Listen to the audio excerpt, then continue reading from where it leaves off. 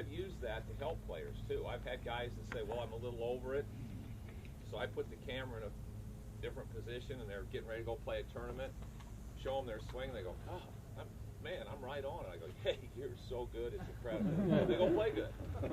Okay, so a lot of this game and a lot of teaching, as we'll talk about, the art of it is getting the person in front of you to really feel good about what they're doing. But where the mat system has really helped me is there's no discussion here about where the camera should or shouldn't be. You're looking at a swing in three-dimensional.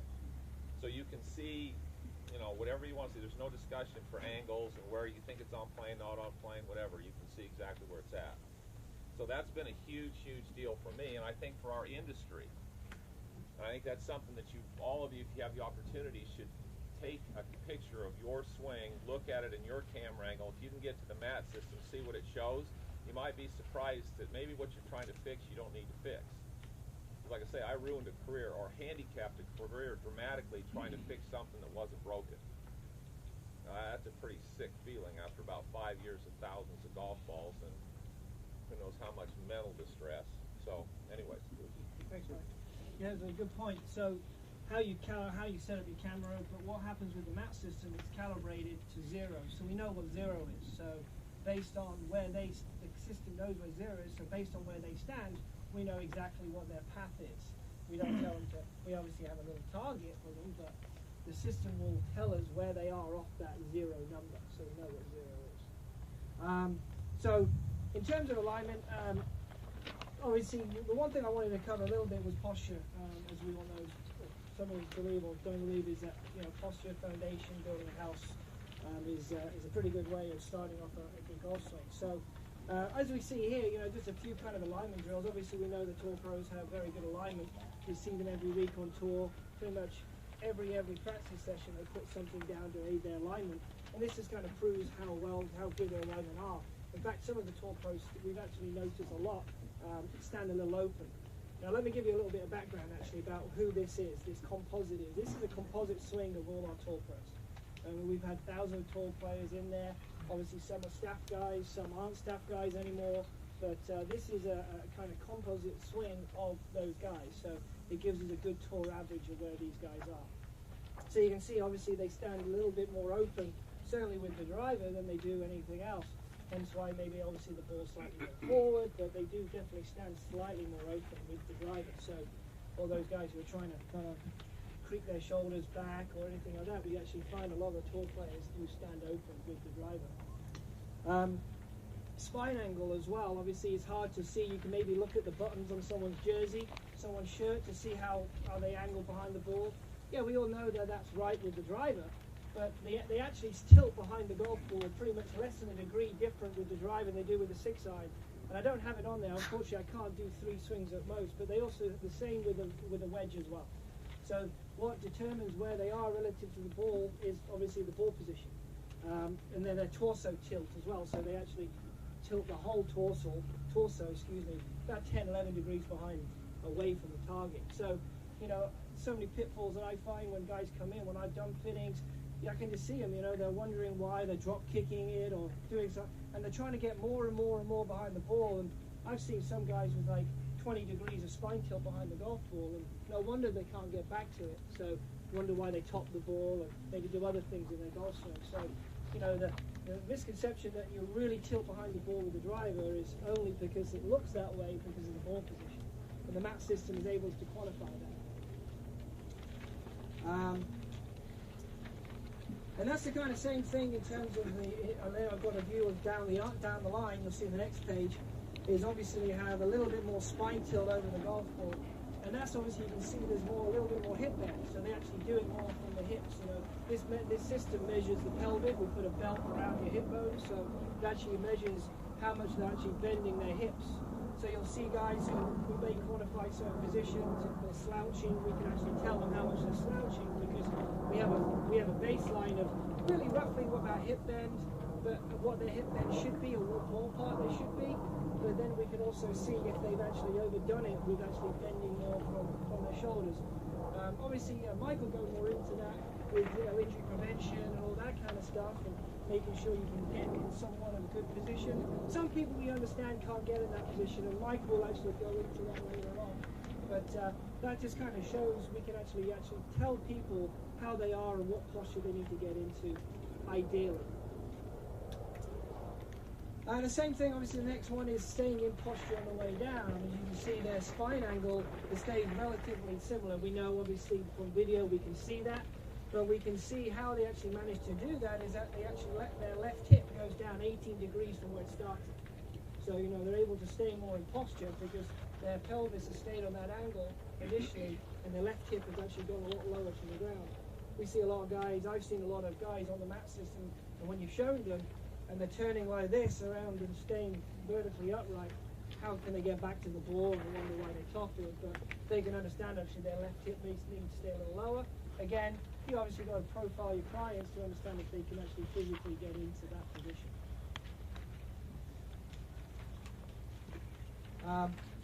And obviously just kind of like a shoulder turn. We know all tour players can't turn, all golfers can't turn that much. But we're able to actually tell them, quantify how much they are actually turning, and actually if they're turning behind the golf ball. How many of you guys have a camera in the ceiling? Nice, that's good. So there's 1 out of 120, 130. So cameras, has it proved useful for you, having a camera in the ceiling? Yeah. So with the map system, obviously, just a roll of the mouse, we can then bring that view on top of them.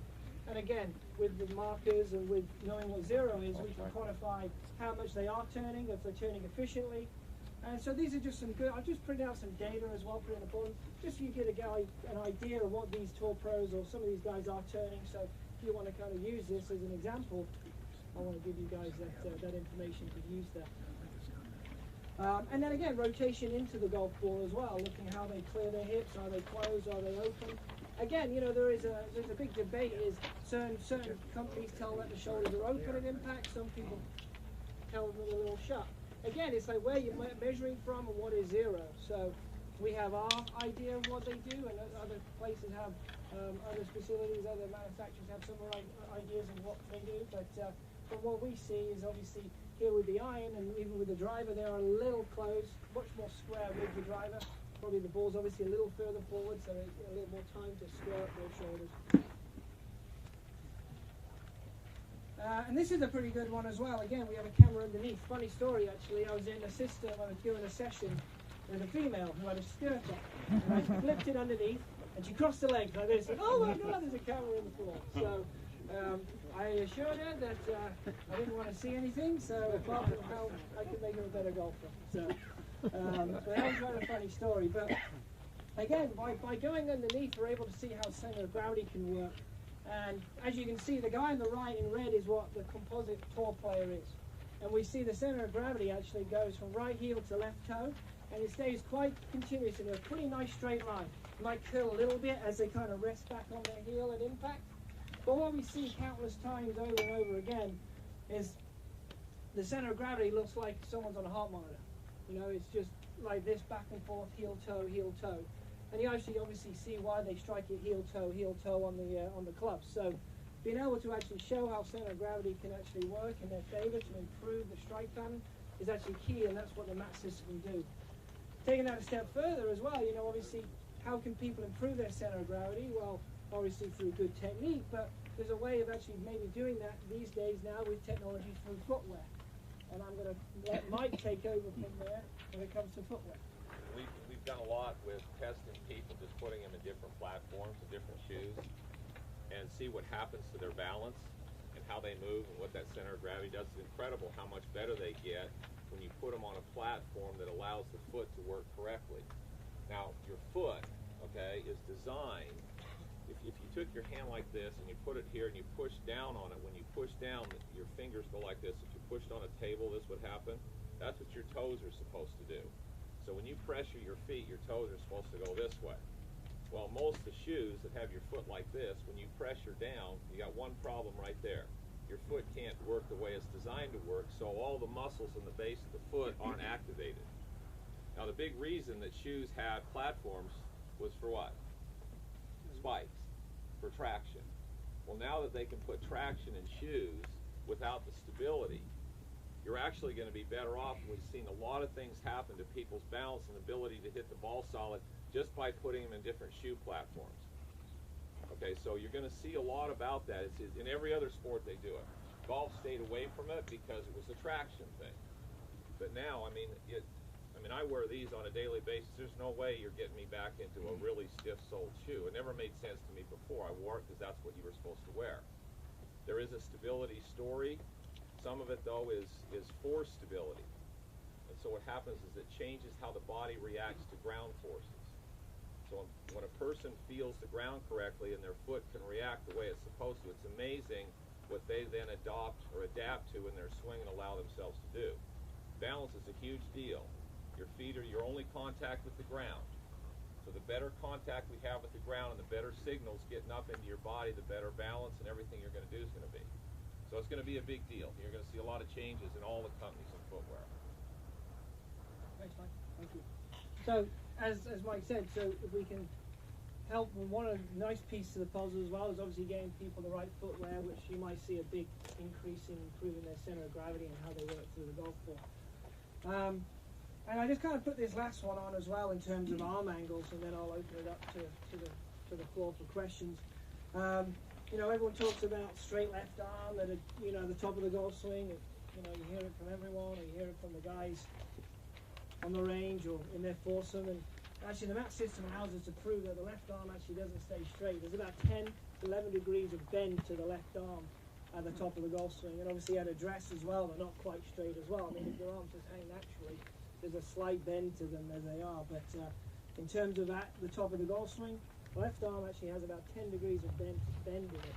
And as Mike was, we were talking about it earlier with Mike, you know, as soon as you start bending your left arm, injury prevention, and Mike can go a bit more into. You know, the whole left arm thing is if you lock your left arm, so when people, it's probably one of the worst things that's ever been taught is keep your left arm straight. Left arm stays fairly straight, but there's a lot of reasons it does. The leverage in your hands, your right arm pushing away. But this arm, as soon as somebody goes like this, the muscles to straighten this left arm now lock this shoulder joint. So now the only thing that can happen now, the only way this arm's going to move is the shoulder has to move with it. Well, that's what we struggle with most of these people that we see. They're so locked up that their left arm can't swing, rotate, move independent of this shoulder socket. So this turns into a lot of lack of speed, lack of lever, and also a lot of battering ram back into your shoulder, injury in the shoulder and neck. So this left arm is more of a rotator than it is a puller and a lock like this. That's a perception that people have had. And I used to look at Nicholas, and I saw him sit up to the ball, and it looked like right before he hit it, he'd take the club away. So I went out and practiced that. Then I got to be around Jack. I said, Jack, you know, I noticed when you get set up, you get all ready to go, and you lock that left arm. I don't lock my left arm. Yes, you do. No, I don't. Don't tell me what I do. Okay, so what do? Well, when he was a kid, he tended to turn this arm out this way, so he got the club behind him. So Grout taught him right before he got ready to hit it to turn his left elbow in, and that kept the club out in front of him. But there's no tension at all in Jack's left arm. Okay, so you got to be careful about some of the things that you see. But that left arm deal, this is a rotator. When it locks, this joint just became stable. And it can only move like this. They have to move together. And I'm sure you've never seen that on the range. Thanks, Mike. And then as you can see there, obviously, if you look how it tracks the left arm and the right arm as it moves, and you can see along the bottom, yeah, the right arm, the left arm might straighten a little bit. About 0.4 to 0.5 in the golf swing's about just halfway back. So most golfers, good golfers, might get a little straighter in their left arm for that club to extend out a little bit. But as you can see, that right elbow is actually starting to bend. It actually bends, as we know, you see video at the top, nearly about 90 degrees. And as it comes down into impact, even at impact, they're not actually fully straight yet. They actually only fully both kind of get extended, or should I say, the right arm now gets fully extended about just past impact. I'd probably go there just before the club's about 90 or parallel to the ground on the way through. So that's where we've seen how good players and everything use their arms. use a torque rod extension or letting the left arm soften and right arm soften. We actually, again, it's all about quantifying what these guys do and trying to lay that message back to them, back to the people who want to listen. And then I just kind of put, again, the next like 5 or 10 slides behind it, just for you to have in terms of what the average tour player does.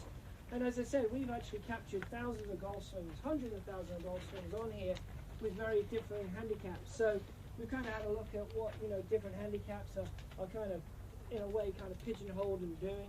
Obviously, we know that isn't always gospel. Just because you're a 15 handicap doesn't mean you're going to swing at this speed or your hand speed. But it gives you an idea of where they are. And you actually can see that, if you just turn over their average hand speeds, you can see, well, their hand speeds are all very, very similar. So, and when we measure hand speed, we're actually not measuring the rotation, we're actually measuring how fast the hands actually move forward. And you'll see, well, hold on a minute, their hand speed are around the same. But what we've got to look at is what their club head speed. Their hand speed relationship or ratio to their club head speed is lower. So a tour player might swing at 90, 91, 92 miles an hour, yet he has the same hand speed as a 15 to 20 handicap. But the 15-20 handicap might swing on the average of like 78, 70, 73. So obviously from there, that just enables us that they are actually holding the lag through the golf ball, so they actually are a little bit more efficient. And you'll flip over, how much more are they actually leaning that shaft forward at impact, shaft angle impact? About 3 degrees. So at impact, the shaft is leaning about 9.3 degrees ahead of the ball at impact, or leaning towards the ball, past the ball at impact. And even in the driver, there is actually a positive shaft lean even with the driver. Still hitting a little on the up, but that's why their launch conditions are quite good. That's why they obviously still launch it pretty good and still generate low spin. They keep the loft down. They actually put a loft down, 9-degree drive down about 6.5, 7 on our map system. So that's kind of just like nice, useful information for you to kind of understand. Some players might think, oh, well, how good am I? I'm not very good. I'm a 15 handicap. Well, I swing it at 85 miles an hour. Well, hey, you got potential. You got speed more than the average 15 handicap. How are you? You inside to out? Yeah, you are. But how much? Well, that's pretty good. It's tour average. What's your club face? Well, that's pretty much the number one thing that we see the problem is, which I'm sure you guys all know, that through the map system and everything else, we've guys again quantified that, yeah, the ball reacts 4 times greater to the club face. So, again, a lot of emphasis is on club face in order to actually improve people's golf. So I'll open up the floor to you. Obviously, that's just a little bit. Yes, sir. Can you explain the face angle averages, the plus and yeah, of course. Yeah, sorry. So we measure club faces being positive and positive being open and negative being closed. So this is kind of obviously kind of more talking into the ball flight laws. Where are we? So we can see here. Okay, perfect. So we know what 0 is in the mat system. So we then know what the target is. So the target at impact for tour players is a positive 0.7 degrees. Okay, so at to targets, their club face is 0.7 degrees. Okay, open. But obviously, if you take in consideration what their path is, and their path might be coming 2 degrees, I think it's 2.1 inside to out. Their club face, in theory, then is closed to the path 1.4 degrees negative. So people say, oh, I can hit a draw from an open club face. Well, you can if that club face is open to the target, not necessarily open to the path. So that's how it's measured. So again, you can see that, for example, that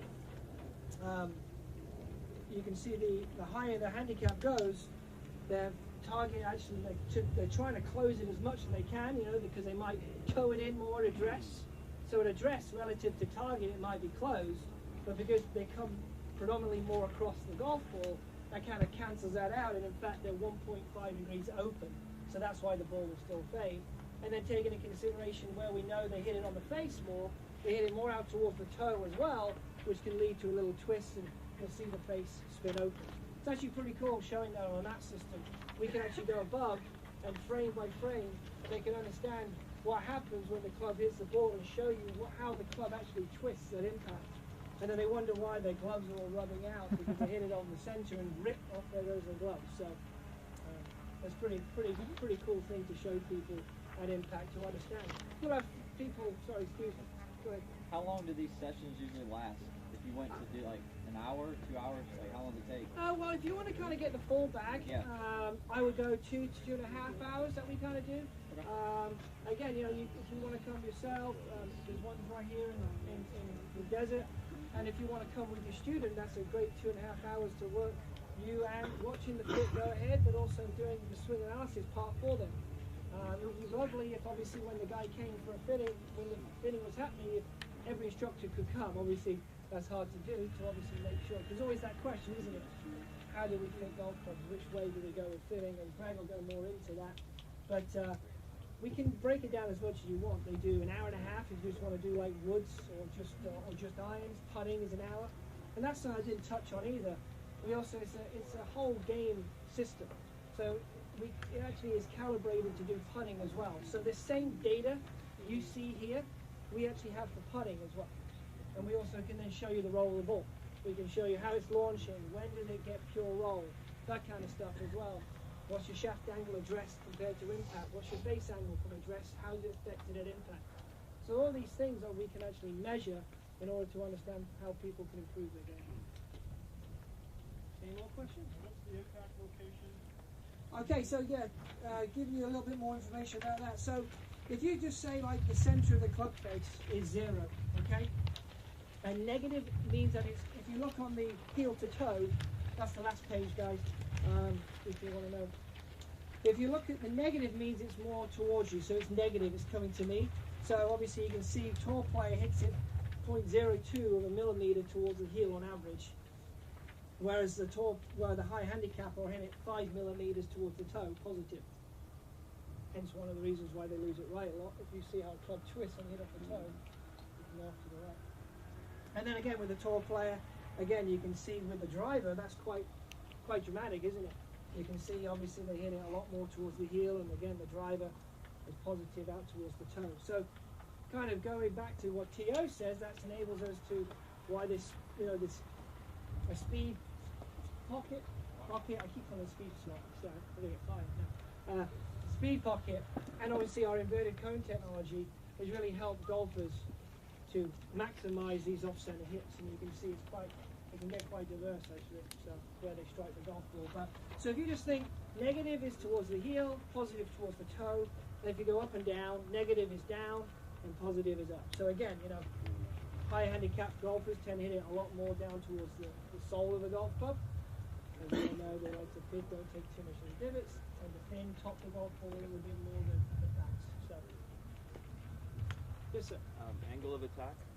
Yeah, angle of attack should be on there as well. It should be up pass. That's what we call it as. Okay. So up pass. So you can see on average, tour players actually hit down the ball. I think about. Did it get on there? Should be. Yeah. Second to left. Yeah, on the back of one of the sheets, on the back of face angle averages. Yeah, on average, tour players with the iron hit about 3.7 degrees down the golf ball. With the wedge, it's not on there. With the wedge, it's about 7. And we use actually a 56-degree wedge to measure that. And then obviously you hit a little bit upwards on the driver, about 3 degrees. Hey, Fish, I think a good thing to note is, we get some slightly different numbers with our mat system versus a launch monitor. With the mat system, we're actually tracking the real device, the real unit. It's censored. We see it in space 100%. Where with a launch monitor, that visual actually happens from about 3 o'clock to 9 o'clock, but it actually is kind of a blob of a picture. You don't really have the precise data that's attached to it like the mat system. So we get slightly different numbers with the mat system on angle of attack. Normally it's a little bit shallower than what I would see with the TrackMan or with the flight scope, and I'll talk a little bit about that a little bit later.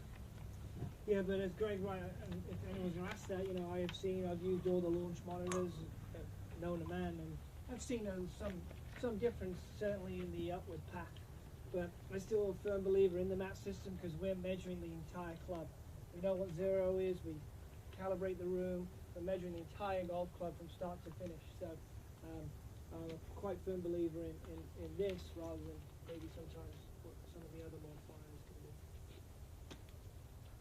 And then again, obviously it's not on here, but putting has a tendency to hit up on the golf ball more.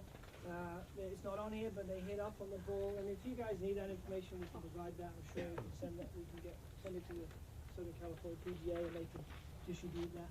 But I have a tendency to hit definitely about 1 to 3 degrees up on the golf ball, and the loft is around 3 degrees on average if they start at a 4-degree loft. So they generally take about 1 degree of loft off the putter and hit up the ball 3 or 4 degrees. Excuse me, 2 to 3 degrees. You know, one of the guys that is a big ambassador of ours is Mr. Stockton, and his numbers are off the chain. Obviously, he actually hits up on the golf ball 8 degrees, and his lofted impacts is -2. So he actually put a good player, tour player, will put 30 to 40 RPMs of top spin on the golf revolutions, or get to pure roll, have about 30, 40 RPMs. Dave Stockton gets about 150. So as soon as that ball takes off, it's gone. And that's why he holds a lot of putts, because if you can keep on that same axis rolling, it can hold its line a lot better, and hence why he holds a lot of putts, just because how purely that ball rolls. Anything else, guys? Yes, sir. I think you guys made a really good point about being aware of what system you're measuring with. You measure apples to apples. Yes, sir. Taking your data and looking at it, you know, TrackMan data versus an AMM data. Yes. Everything's going to be different. Doesn't mean one thing's wrong. No, exactly right. Yeah, it's again what you're measuring. You know, there are some.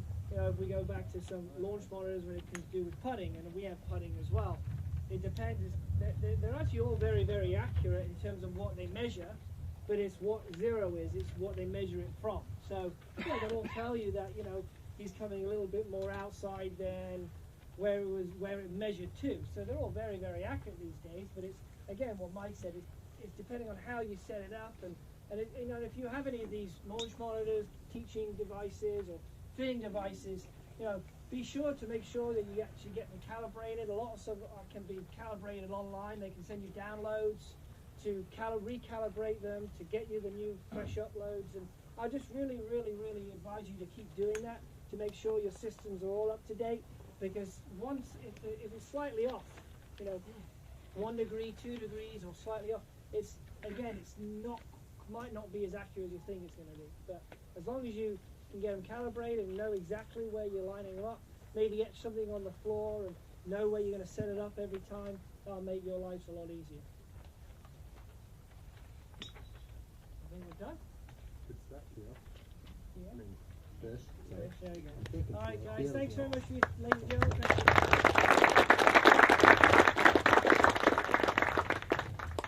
Thank you, Fish. All right, so we want to kind of move into some of the technology, and obviously what technology can do with a golfer's swing. We all know for the most part that technology has changed the way players strike the golf ball. It's changed the golf swing a little bit, especially at the top level. And I'm going to bring up Tio to talk a little bit on where we've been with past designs, present designs, and future designs, and kind of get a little more interactive and show you really some of the benefits of what the new technology can do with the launch monitor. We'll hit some shots. So, Tio, you want to get started? I'll get the launch monitor going here. Yeah, let's do the iron stuff. I think the irons are out. Somebody's out hitting them on the range, right? Somebody put it in the bag already. I'm in the bag. It's like these tour players, just always walking away with clubs. Super. Thank you. All right, so as we already talked, again, we're very excited about changing the dynamic of what irons do, especially the player's iron. And what we're going to have Greg do is we're going to have him hit some shots. We're going to start off with the MC, which is our current iron. And these all have the same shafts. Same length, same swing weight, grip, etc. And we're just going to read off some numbers and show you what he does with them in terms of performance. We'll expect to see the MC product, and then moving to the tour iron will be a couple yards further, not drastically longer, but it should be a lot more consistent, and it should come down a little bit steeper. Okay, and then we'll go to the market iron, which the market iron will definitely go farther, but it should have good launch conditions, good landing angle, and a ball flight that a player of Greg's caliber would say, that looks like it should be flying like a forehand. It'll just go a lot longer. And in the meantime, did you have any more questions about the irons now that you got to see them all, look at them all, touch and feel them? Any more thoughts, questions? Oh, we got my half iron there, perfect.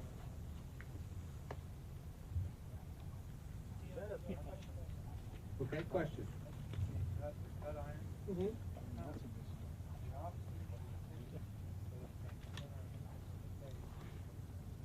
Well, usually the inverted cone, the idea here is the center of the face is thicker.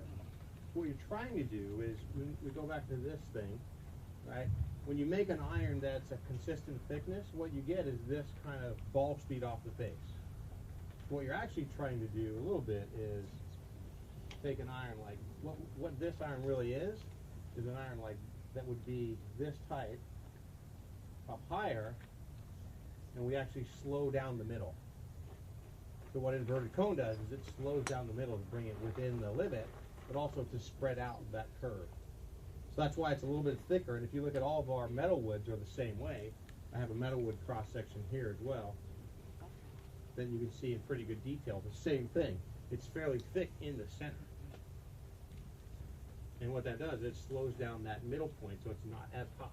Remember, this driver, if we made this driver, and Frank Thomas talked to you guys earlier, probably talked to you about the COR rule, this driver without an inverted cone would probably be 860 right now, or higher, from the speed off the face. But by design, we actually slow down the middle. The structure of the head itself is determined by how thin these corners are, how thin the bottom is, and all that structure there also affects the speed. So with drivers, we slow them all down in the middle. By slowing them down in the middle, you get a wider sweet spot. That was exciting. What was the COR on these guys? That was about 700. You gonna hit some of that? We might show a couple of launch conditions. So that's why it's thicker in the middle. But the overall structure, you see how thin it is outside here, and how the pocket helps you as well. That whole structure gives you. You're welcome. Give me a couple seconds here. Okay.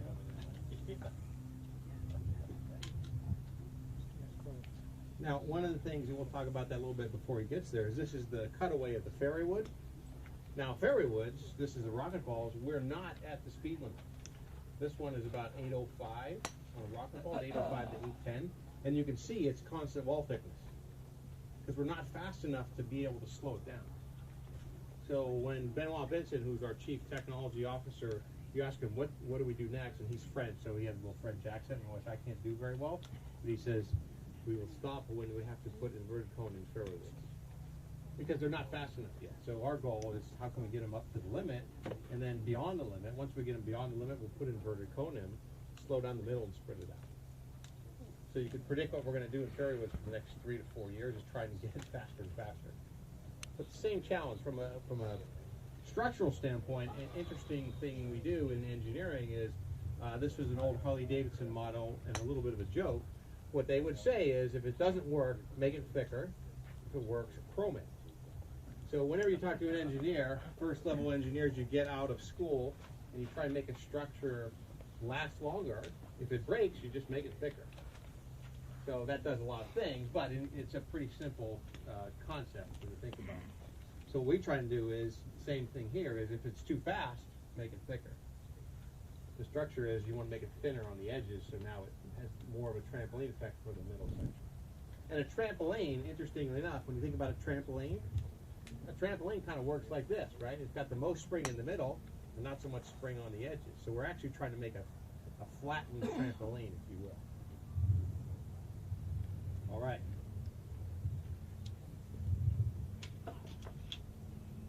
I've got 120 teachers here to give me a tip on the golf swing, so Well, we saw it earlier. It wasn't that bad. Let's go with the MC first. all right, so we're going to hit our current MC.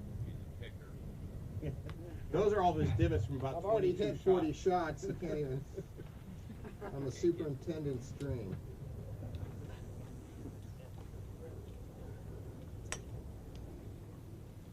Just curious, how many of you have launch monitors and utilize launch monitors? Okay, about 5%, 10% of you. Obviously, it's a huge advantage and a tool to have a launch monitor when you're working with players, not only from a fitting standpoint, but from an instructional standpoint.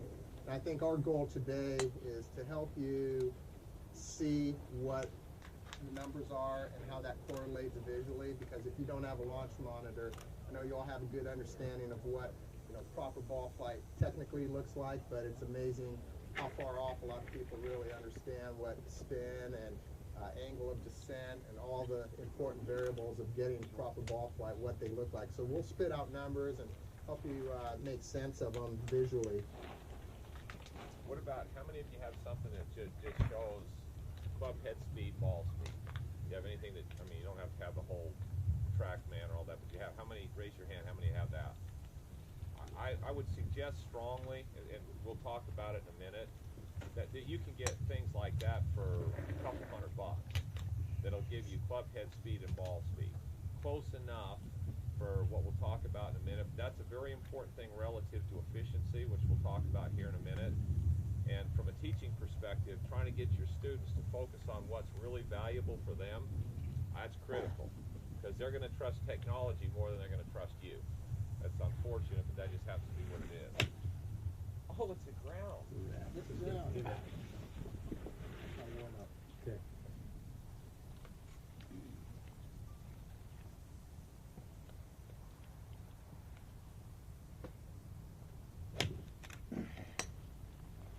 That's better.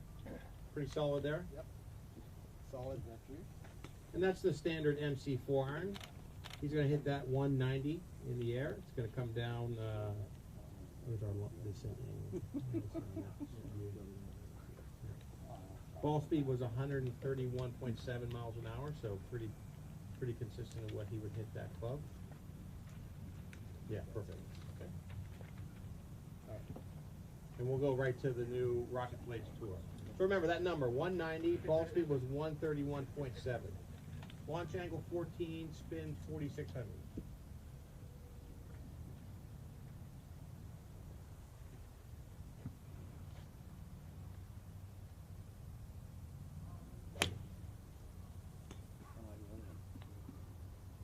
Rate solidness to thinness on that. Probably about as solid, maybe a little bit more speed. Okay. So that's 194, 134 ball speed, 13-degree launch, 4,800. So he picked up a few yards, about 4 yards, right? And a little bit of ball speed. And that was a decent hit. Yep. Probably about what the quality was of the previous one. I'll take that as a working guy. Okay.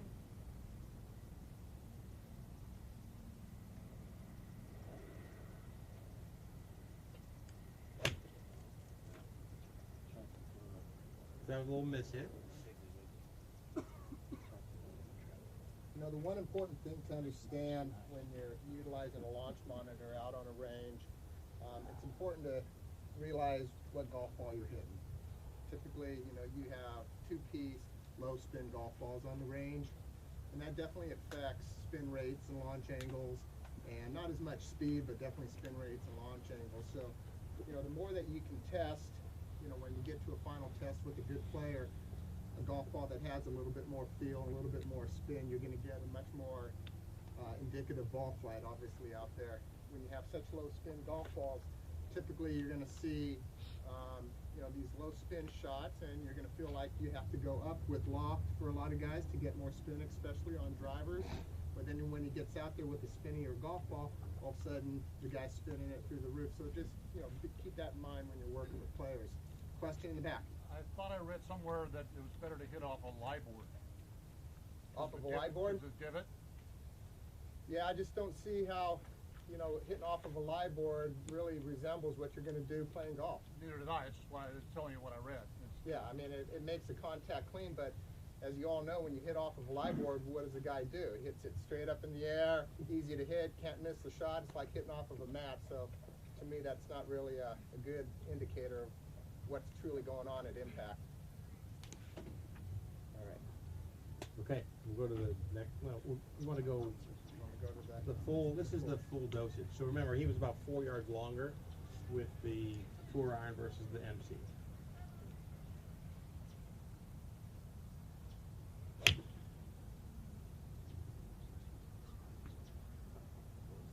How'd that feel? Pretty solid. Okay. Turned it over just a little bit. Just a shade.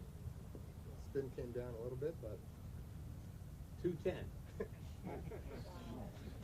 210, 137.6 ball speed. So that's almost 6 miles an hour more than the standard MC. Yep. And about 3 miles an hour more. And in general, again, that was a pretty solid hit, but I think I need to hit one really good. Just see where you can hit it. You're asking a lot. Remember, 210, he was 190 to 194. What was the spin rate? Spin rate was about 3,600. And I'll go over kind of what optimum spin rates are that we see with PGA Tour, Club Pros, and LPGA to give you kind of a, I have that on your handout so that you can make reference to that.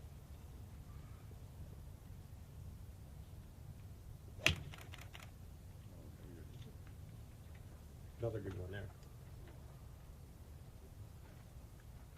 2 more years to the senior tour.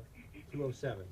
So again, really good shots there in terms of what you would see from a good player with that club with a 4-iron. Now, remember, when you talk to the different golfers, there's going to be certain golfers that are going to say, okay, well, I don't really need the clubs to go that far. I'm going to take the trade-off of playability for the blade shape, the sole, the workability over the pure distance. The good player who's looking for that consistent shot that gets up a little bit easier, comes down a little bit steeper, you're going to give him 4 yards, but you're going to give him shots that are a lot more consistent. And like we mentioned, you throw a blanket over the shots that he's going to hit. So that's the difference in terms of the technology. Is we're trying to design irons that you can get up easier in the air and come down steeper, because that's the change to the golf ball over the years. Golf balls have gotten less spinny in the last 10 to 15 years, so you really need a club that helps it get it up in the air a lot better. And for the average amateur, that's a huge benefit for those kind of golf clubs. Okay. Questions on? Yes, a couple. Is the loft the same on all those? Okay, that's a good question. I knew it would happen sometime or another. The loft on the standard club is a little bit stronger because this has a lower center of gravity. This has 17 grams we've taken out of the shape and put it lower. When you lower the center of gravity, the ball automatically goes up. And when we looked at those ball flights, so they didn't look drastically different in terms of height. In fact, I would say you couldn't tell, other than the speed being different, that they were the different flight going out. And when you think about the ball flight going out, is if we can get you more speed. Remember how you see the ball going out this way? You're seeing the angle and you're seeing the peak height. Okay, if I can get you more speed with a lower angle but about the same spin, it's going to have the same peak height. So we actually designed the irons to have the same peak height, even though the lofts themselves are differently. Some people said, well, you just strengthen your lofts, right? But what would happen if I just strengthened my lofts and did nothing different? Where would the ball go? It would go down here instead of up here. Okay, so you can't really strengthen your loft unless you create this first. Okay, and again, remember your visual perception is I'm looking here, I'm looking out, I'm going to see peak height, and I'm going to see the speed. Okay, so that's why you say, okay, yeah, they're a little bit stronger, but in general, if I made this the same loft as that, where would the ball flight go? It would go straight up in the air and would be a lot worse ball flight. Most golfers would see that and say, ooh, that's too high, I can't play that. And we've made some irons like that. Like typically when we make our max irons, we bias those for the height because that's usually a slower swing speed golfer who's just looking to get up in the air. So we get everything up in the air. But if you give that to a player like Greg, he would say that's way too high for that club. So these will be about 2 to 3 degrees stronger per club than the tour irons. The tour irons are very comparable lofts to what we make now in the MC. Did you feel it was you had to compromise to lose the weight for it in the back in the new club, or was it not effective enough? So that was a good question. In fact, Greg asked me that on the way over. He said, what happened to the weight for it? One of the things we found that the trade-off for the speed and the consistency that you get with the new design with the speed pocket was more beneficial overall in terms of performance than the benefit you get from the CG change. So it's great for fitting. One of the great things that it is good for is fitting post-assembly. But with this design, we're finding much more consistency and benefit that way. You have to do a little bit more work as a club builder to get it right. But we know how to do that. The industry knows how to do that. We've gone back to a more traditional in the hosel system. But that was the one trade-off we had to make. We said, okay, we can give you a lot more area of fast ball speed, a lot more consistent shots, or we can give you a little benefit from a club-making standpoint. Theo mentioned how much weight it really takes to move the CG in any significant distance to affect ball flight. Yeah, so when you think about drivers versus irons, right? So a driver, we have a driver head that weighs just over 200 grams, and we can take that movable weight and move 9 grams of weight, a 10 versus a 1, right? So you're 9 effective movement. That moves the ball flight about 20 yards on a driver. Let's say it's a 250-yard drive. Okay, so that's about the ratio. Now my driver head is 200. But my 3-iron head is probably 240. As I get down to my lower irons, you're up to 300 grams. So you got a lot heavier head weight, and you have a lot less weight that you can move. So if you think about what's in one of these cartridges, we usually range these cartridges from about 2 to 10 grams. So I'm talking about 8 grams range. And again, remember, when I always build one with it in there. So I'm never at 0. So I'm actually probably, instead of 2 to 8, I'm probably averaging 6. And my range off of 6 is plus or minus 4. So I'm changing the weight plus or minus 4 on this head to a place over here that's going to be about plus or minus 4 as well. And in reality, I'm not affecting it nearly as much as I could a driver. Was the intent of the board to move the CGs, or wasn't it? No, it wasn't. We designed the entire weighting so the CG is still in the center of this design relative to this design. It's just we have a little variation here versus here. Right? So it's a different variation, but it's a very small variation. It's plus or minus 3 grams on a head that's somewhere between 250 and 300. So it's a very small difference. It is beneficial, but the speed payoff was better. Other than loft, and I see this a lot in the more forgiving clubs, the spin rates drop dramatically from, say, the Tour, which was about 4,600, I believe, Well, and then went to that, which was 3,600. On Tour average, to your point, better players want more control. Exactly. So for a 4-iron, Tour average spin rate's about 4,800, right around there. So 3,600 would definitely not be for that better player. So Correct. what is it other than loft that affects the spin rate that much? Even, you know, The majority of it is the loft. Again, we're talking 3 degrees on 1,000 iron. RPM. Yep. Gotcha. but a lot of it has to do with angle of attack, too. I'm pretty shallow. I've never been a high spin guy, so I fight sometimes not getting enough spin. You know, and it also comes down to playable trajectories, especially when you get to long irons. So important to have the right amount of spin, but it's also important to have the right angle of descent, and that's what we're seeing with these new iron designs, is that we can launch it up high without the spin, but it's still coming down on a decent angle where it's going to stop relatively, you know, on a green.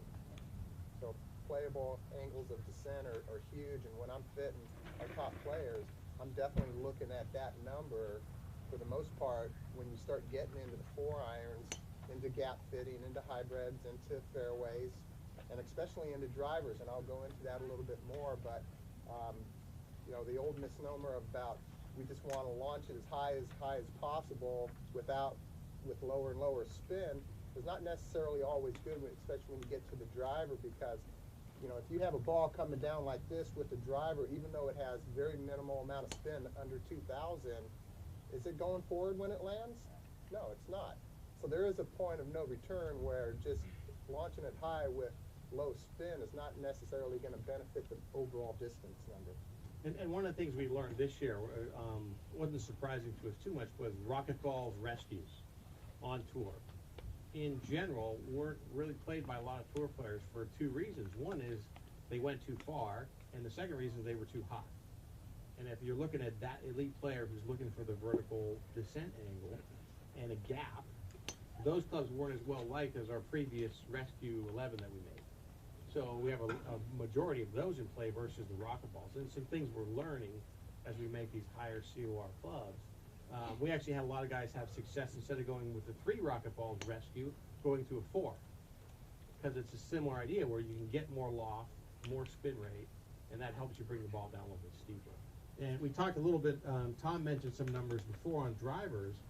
When you think about drivers, what's happened over the years is drivers have gotten lower spinning by design because that's how you make them go farther, given that you have a USGA limit. So how do you get the ball to go farther? You either got to get more speed, higher launch, or less spin. So if you can't get the guy to swing faster and you can't get the head to go faster, you're left with launch angle and spin rate. And what we do then is we make the driver spin lower, we make the ball spin lower. So when we talk about a large percentage of golfers that come into the mat system not being fit for enough loft, it's because they may have been fit for enough loft 3 years ago when they had their last driver, but now that everything spins lower, they don't have the right loft anymore. And we find that the best way to do that is to get them more loft. So that's where you see things with hosels and sleeve adjustability be really beneficial, because the guy may say, I've been a 9.5 guy all my life. And I can tell him for the most part, he's probably not a 9.5 guy with the new equipment. Because we have golf balls now that fly very well at 1,600 RPMs a spin with an LDP dimple pattern. And that never used to be the case. You could never get a golf ball to fly that well at low spin rates. We have drivers now that are 300, 400, 500 RPMs lower than drivers we had 3 or 4 years ago. So to maximize your distance, you got to get the ball up in the air higher, which means loft, or swing differently, which is way harder. So what we recommend to all players is make sure you get that fitting with the modern equipment you're going to use. And when we look at our numbers, about 80% of golfers that come into the mat system at Kingdom, they have the wrong loft. 80%. Now, you wouldn't think it would be nearly that high because a lot of people are getting fit nowadays, but the equipment has changed. And our holy grail, we kind of call it, the number 17 had a big relevance to us this year, obviously. But our holy grail of the numbers is 17-17. If we can get the golfer launching at 17 degrees and 1,700 spin, do you think he's going to hit it farther than he hits it now? A lot farther. So we believe, even with the USGA limits, that in drivers, if we can get equipment that does that better, that is going to get better performance and more distance for golfers. But we got to get people out of this mindset is I need a 9.5 driver. Okay? I want to take the lofts off of drivers. Because I don't think people should know because it's not good for them to know. What's good for them to know is for you to get fit, you to go fit them and say, here's how you need to hit the ball. And we all know in the past 10 years, if you watch the elite players, the ball flight of the elite players has changed. When you watch some of these guys that hit it now, Dustin Johnson and Kenny Perry was notable for years of having great ball flight. 15 to 17 degree launch angles and 2,000 RPMs or less spin. Though the guys that always hit it the longest on tour have those kind of numbers. So as a goal, as an industry, we're trying to design equipment that is easier to do that. So that means lower center gravities and more loft.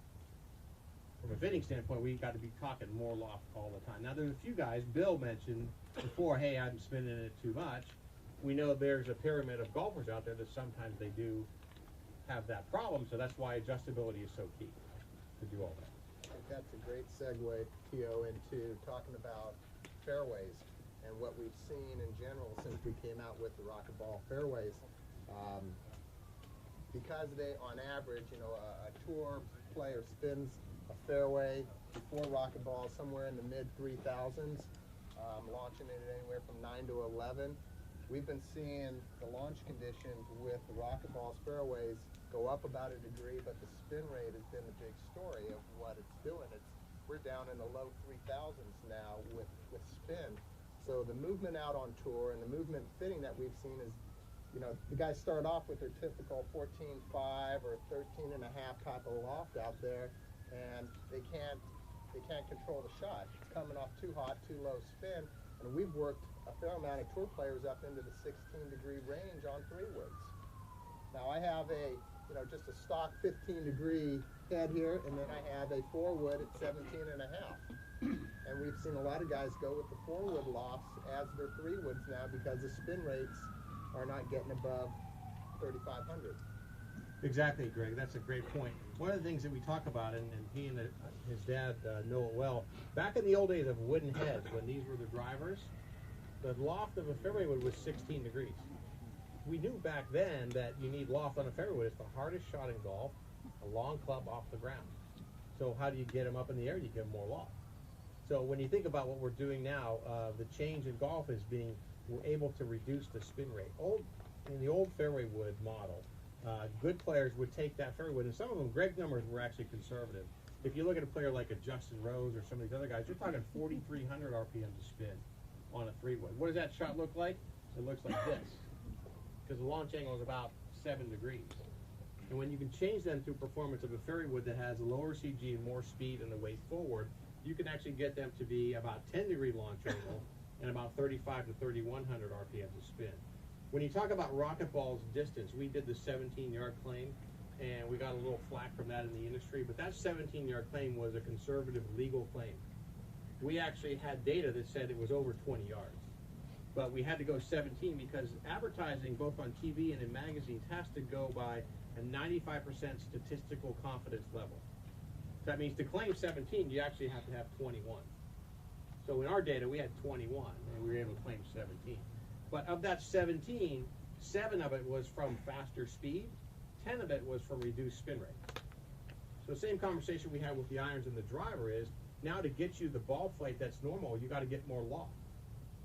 And when we looked at all kinds of good players on the match system, we looked at tour players, we found that regardless of skill level, how you attack the ball is how you need to define what the loft of your 3-wood is. For instance, Dustin Johnson uses that club, the 16.5. Dustin Johnson is one of the longest hitters in the game, right at the top of the pyramid. But he needs more loft on his 3-wood because of the angle of attack and how he hits the shot. So we found in general, what we launched this year with the Rocket Balls was a 3 and a 3HL. Prior to that, in the product line, we called it a 3 and a 4. And you had to be pretty sophisticated to either remember a 4 or know that you needed a 4 instead of a 3. And we tried to make that just a little bit easier, say you really need to get the 3HL. This year, when we looked at how many of the Rocket Ball Fairy Woods we sold, about 20% of those were 3HLs, and about 50% of those were 3s. And I believe in about 3 years, we'll see that percentages flip-flop. Because what we're doing is we're designing the head to have less spin rate. That's how it goes further. We can't, after getting up to the speed limit in the next couple of years, we won't be able to go faster. So we have to design it to go farther by reducing spin rate, which means more loft to get it up in the air and have it come down steeply. Do you think it's a coincidence that golf balls and club design have kind of paralleled each other? I'm going to go ahead and hit a Mario special here from my college days, if I can find the face and it doesn't break, but just to prove to you that golf ball technology has definitely mirrored golf club design technology. I've got about a 10.5-degree driver here, even a graphite shaft, so it's pretty modern and a persimmon.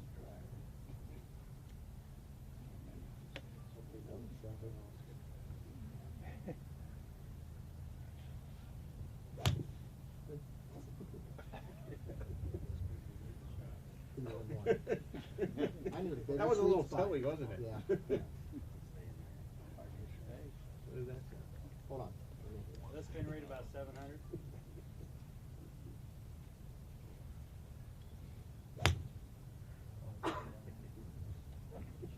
Now, if I had a Bellata ball there, you wouldn't even hear impact. At least you can hear it now, but That carried 200 and rolled out to 229. That was almost just a little longer than that 4-iron.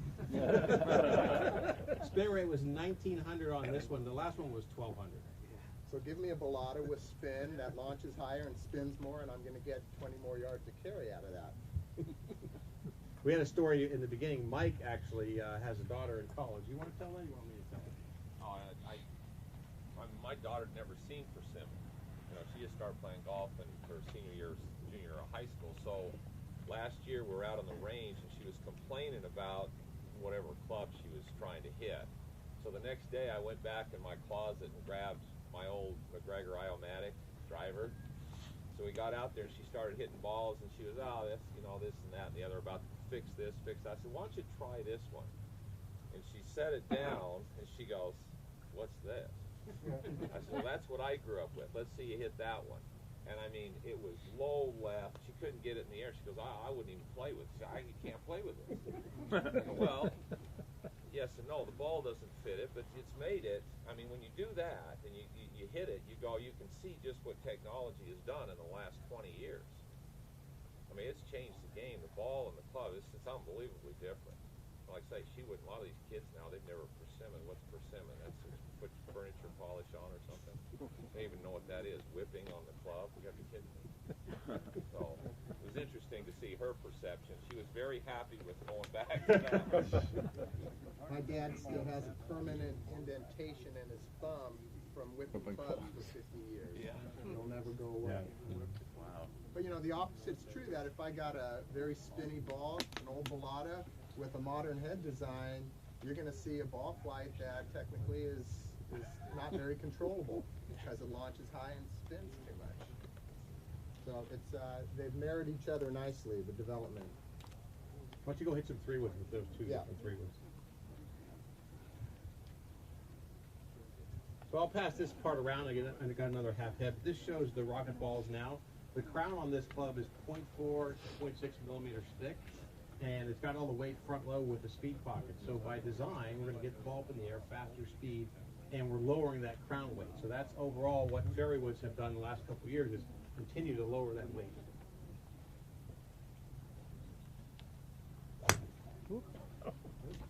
That's after hitting that first sentence.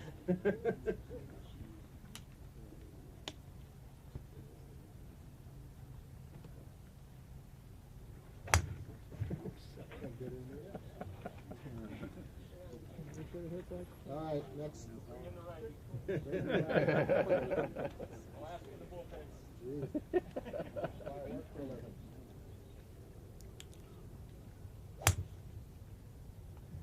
There. Good.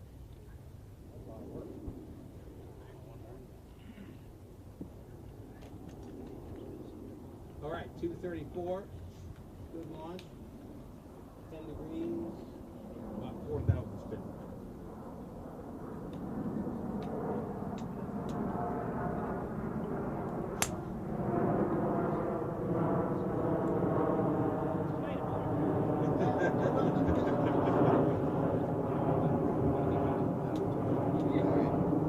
That was a 15-degree. Like we were saying, the guys are going to higher lofts sometimes.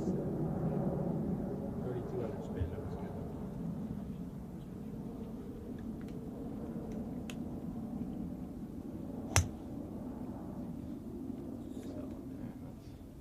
What we found on tour is there's really two types of players, and it's hard to figure out who's in which camp. But there are guys like Dustin and a few other guys that love the distance we can get, but they dial it back. They go to a 4-wood or they go to a 5-wood because they're looking both for a gap and a club they can hit certain distances and certain shots. There are other players, guys like Paul Goydos, Justin Leonard, a few other guys, you'd call them the shorter hitters, but they're taking rocket balls the standard 15 they always played, and they're taking the 20-plus yards they're getting out of it. So the nice thing about the breakthrough in equipment that you're seeing is it gives players choices about how they want to set up their bag. And the one challenge we had, especially with the longer guys, when they came in and said, some of these rocket balls fairways go almost as far as drivers. And it was a little bit of a challenge for them to figure out how they're going to take the technology and use it to their most benefit. Like I said, though, most of the guys are saying, I'm going to take this club and bring something in steep, because if I'm going for a par 5, I want a shot that comes down and lands. Whereas the other players, like most amateurs, are saying, I'm just taking the distance all I can get. So the nice thing about the breakthrough in technology is you have more choices now for the equipment market out there. What was the difference, Greg? So I launched the two 17.5 heads about 1.5 degrees to 2 degrees higher, but my spin rate was the same. If anything, it came down about 700-800 RPMs. And what about carry? So from a carry standpoint, really was about the same amount of carry, but it was a heck of a lot easier to hit, and it didn't balloon up in the air for me. And that, your landing angle is a little steeper, right, for the 4. Yeah. So that's the trade-off you get with the benefit in technology, because we knew that you can make a club really go far just by making the loft stronger, but golfers need it to be easy to hit and get up in the air. And so what we try to do with rocket balls, and what you're seeing a lot of the other companies like Adams do, is getting clubs that are easier to hit in the air and go farther. So you don't have to make that trade-off. In the old days, when it was easy to hit in the air, it was spinny, and therefore, for a good player, it would be short and you'd lose control of it. Nowadays, with the lower spin rates, you can get the best of both worlds. Okay. Questions? All right. Well, probably what I want to cover a little bit now is really what I typically do when I work with players when they come into the kingdom and working with staff guys. I think everybody is pretty familiar with what type of optimal launch conditions are needed for drivers. But when you start getting into the hybrids and the fairways, and especially the irons, that gets a little bit fuzzier. And obviously at the Kingdom, I have a pretty large selection of clubs to fit with. But I'm a big and firm believer that really it's all about ball flight. that if I can get a good player to optimize his ball flight with launch and spin and efficiency, he's pretty much going to get the maximum distance and maximum consistency out of his game. With irons, usually when I get a player in, I'm going to test a full representation of their whole bag. It's important that I see what the short irons do, what the middle irons do, and what the long irons do. Because, if I just see a player hit a 6-iron, that doesn't really tell me whether he's got playable trajectories and efficiency in his 4-iron. And the opposite's true, where I want to see what the guy does with short irons, because typically the guy's spin rate and launch conditions are good in the middle part of his bag. When I get to a 9-iron, I might see a completely different story. He might spin that and balloon that a lot, and I think you see that with a lot of good players, is that there's a certain part of their bag that they really swing well at, and then there's other parts that they struggle with.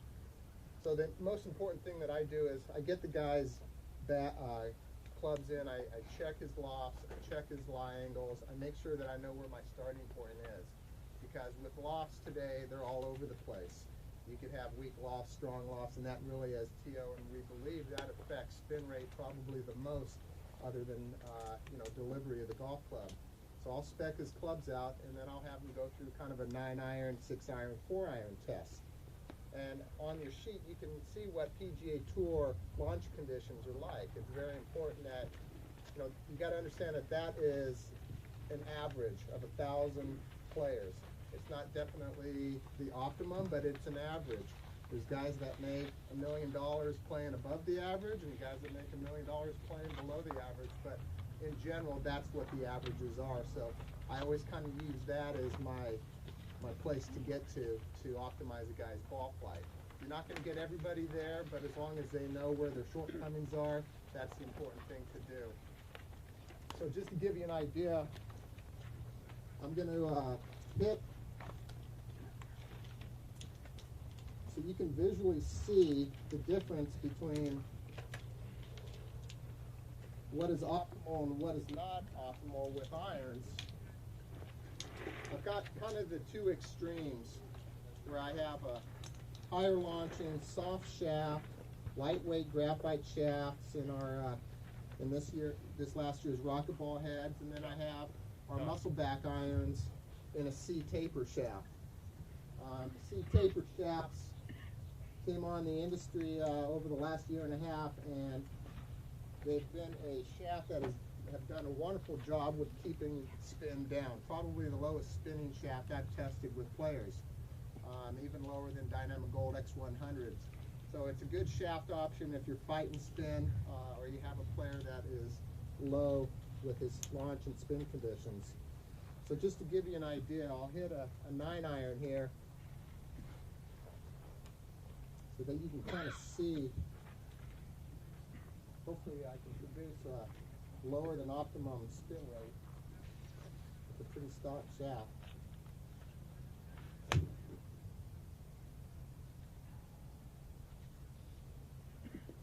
couple for you. This muscle back looks like that for summer.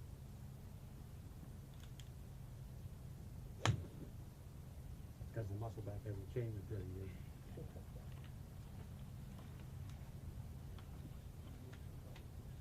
So on your page you have the numbers of what kind of PGA Tour numbers are with the 9-iron being about 109 ball speed, 20 degrees launch, and kind of in the low 8,000s with spin. Give you an idea, those three, spin was about 44 and 4,600. So I had absolutely no spin on those balls. Launch angle or ball speed was about 102, 105, so just shy of tour average. Now obviously as you adjust and look at players, with ball speed being your primary measurement, you have to adjust launch and spin. It changes. Usually when you go to a slower ball speed type of player, you need more launch, you need more spin, and the opposite's true. So those numbers fluctuate. I have a great little program that allows me to plug in anybody's ball speed, and it will pretty much project what optimum numbers are with your launch, your spin, your descent angles, and your carry distance. It's a nice little program. This ball's a little lower spinning too, right? Yeah. Are those optimums based on like real conditions from your tour averages, or are those based on test conditions? Those are based off of test conditions, off of real grass, normal conditions out there, thousands and thousands of golfers. But okay, Yeah.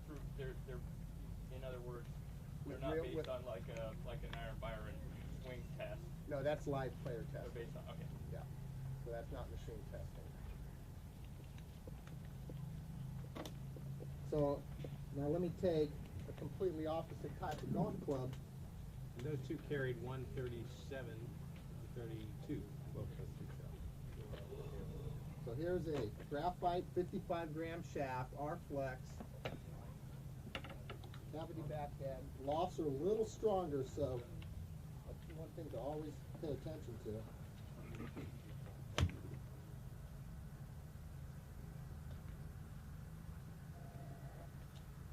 How'd that feel? I found my new set of clubs. 143 carry. Ball speed was up to 106. Spin was 4,500.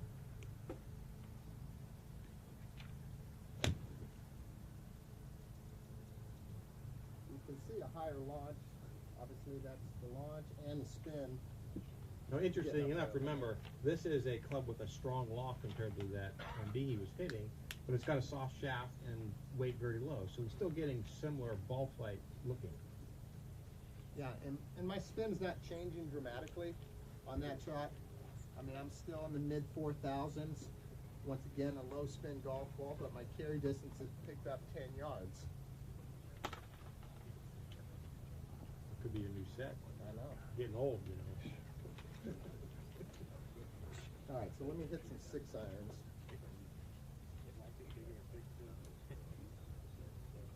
But what I'll do when I'm working with players is I'll pretty much, take a good sampling of 9-irons, 6-irons, and 4-irons, and really plot them out and see how they are, and then I'll make my adjustments off of that. So here's a 6-iron.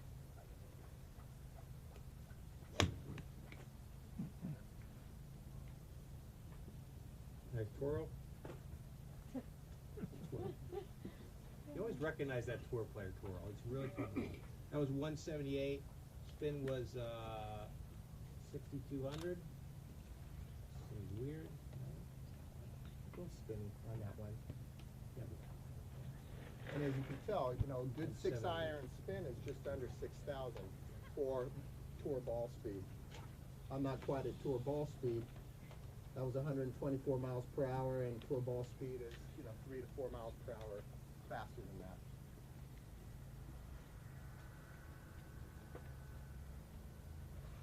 But when I'm fitting somebody,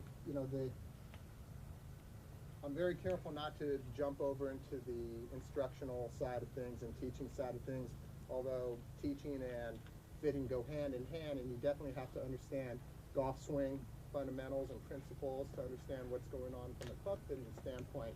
But when I'm working with players, I want to really fit them to what I see. I'm not going to literally start giving the guys a lesson. These are good players, top playing club pros, top playing developmental tour guys, and I'm going to work with what I see that day or where they're going. That's the most important thing, is understanding their background, what they do, what types of shots they like to hit, how they're swinging, how they want to swing. That's probably one of the most important things in fitting, is to know who you're working with and where they're trying to get to.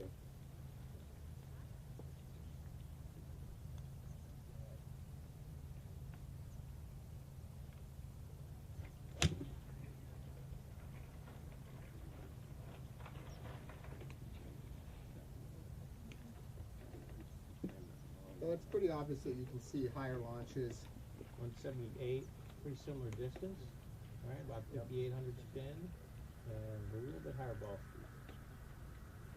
Yeah, so not much difference. I can hit anything the same. And I'm probably one of the worst examples of that, where, with certain players, you can give them 2 different clubs and you'll see completely extreme differences, and probably a lot of you see that just with your personal fitting. But the important thing is just making sure that you get playable trajectories and proper spins and launch throughout the bag, and see the whole iron set.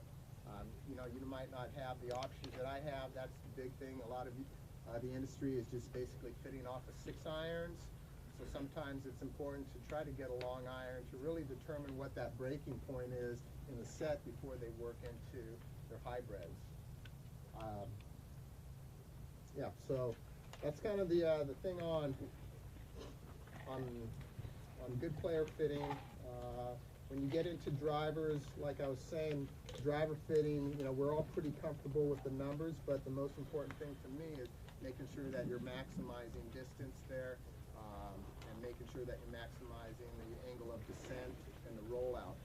I'll hit a couple different extremes on the drivers. And while he's getting ready to hit some drivers, I'll pass around the driver. And we do the same thing on drivers that we do on the fairways. We try and thin out the crowns as much as possible. As you see inside, there's a lot of structure going on there. Drivers are very challenging to make. We're trying to make them sound good, last long, and have good properties, as well as give us weight to do other things with. Because we believe when you actually study some of the mat stuff from a player's swing type, and you do a cluster analysis on it, you find there's about 18 clusters of swing types. So it's really hard to decide which one of those you are without a mat system. So the challenge that we have from an equipment standpoint is we want to make the club as flexible as we can from an adjustment standpoint. Because we know, and we learned long ago, really this adjustability for us came out of the 300 series back in 2000.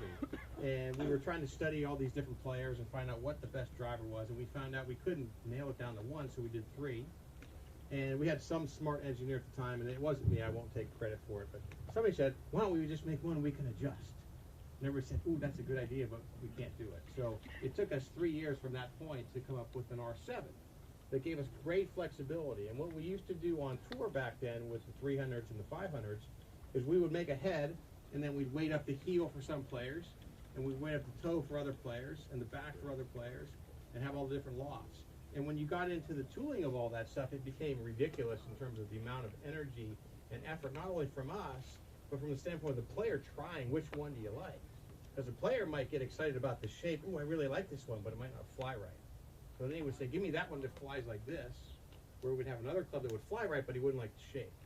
So it became a real nightmare. And to the point where in the 300 series, the 500 series, we were making 50 different tools to support the drivers on tour in play. And when we went to the R7, that dropped down to about 5 tools, most of those being the lofts. So it was a huge breakthrough in terms of adjustability because we know that not one club fits every golfer. And as we've taken that with the modern products, now at the USGA, the one good thing we think the USGA did was open up the adjustability role. So that allowed us to do a lot more things with the golf club and allow you to take one golf club or 2 golf clubs and fit most of your golfer population. So that's the excitement we've seen in the industry, and that's why we are a strong believer that adjustability is really the key between how you fit, what the golfer needs, and what you can deal with economically and commercially to make the best solution for the golfer. So that's why you see us continue to lead adjustability, and that's why that driver is always going to give us the most flexibility to fit the most golfers. Thanks, Jeff. Okay, I think we filled your heads with enough technology. Now let's talk a little bit more about the art. So with that, I'm going to bring up Mike, and he's got some nice information to share about his experiences and hopefully to make you all better instructors and teachers. So Mike, all yours. Thank you.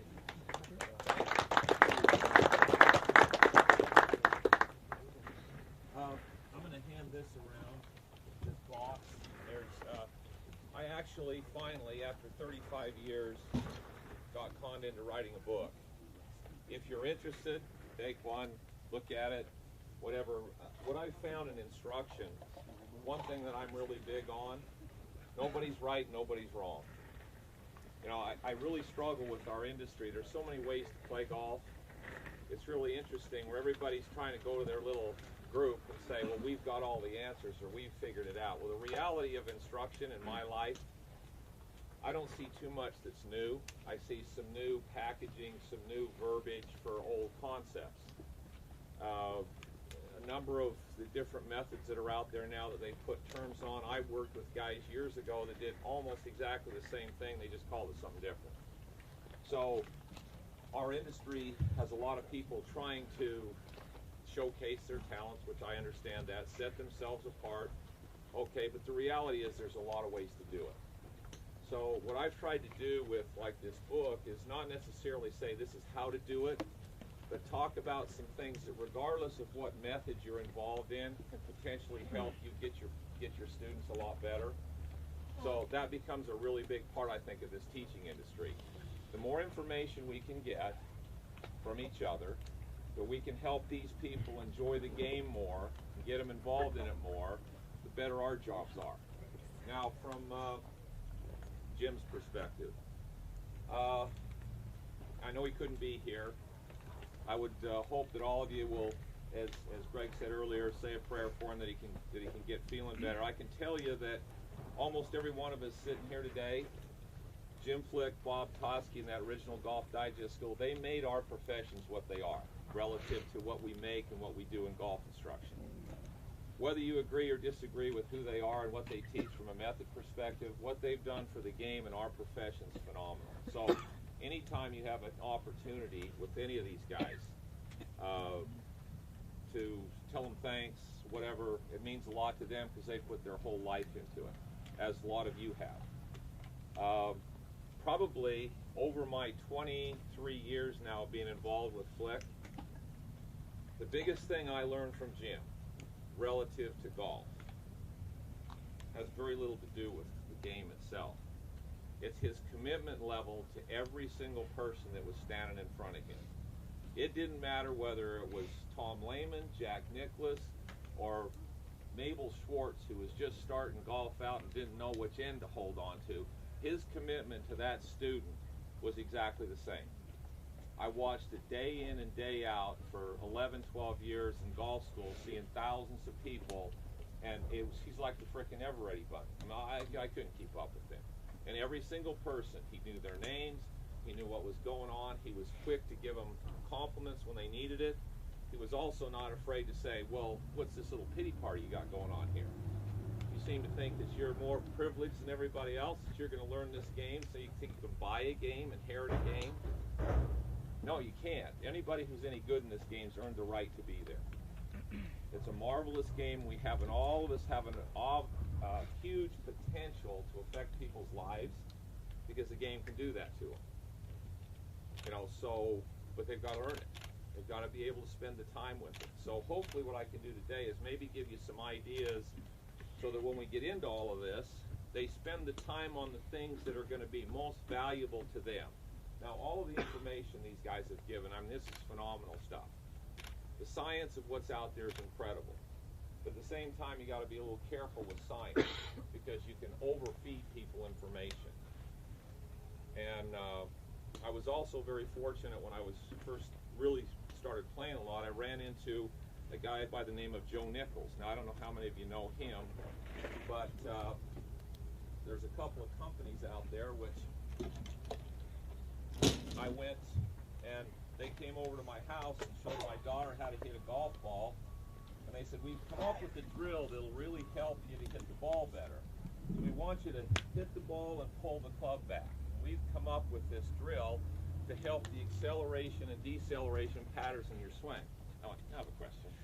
That particular drill that you've come up with, I had a guy having me do that in the late 1970s, so I'm not sure you've come up with that. So let's be careful about saying what you've come up with. All right, so the reality of this game, it's about this club face and a golf ball. So when I start with people,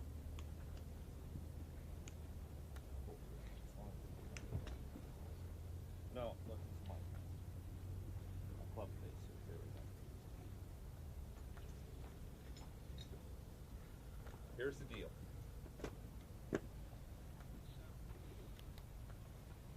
We assume levels of competency that these people don't have.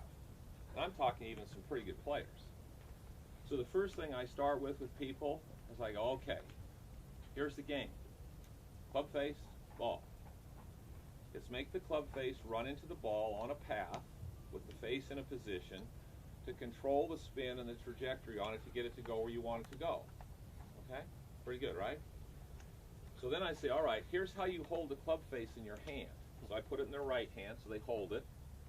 I say, all right, now, take loft off the face. Add loft. hit it left, hit it right. Do the same thing with their left hand. Hold it right here. Take loft off, add loft, hit it left, hit it right.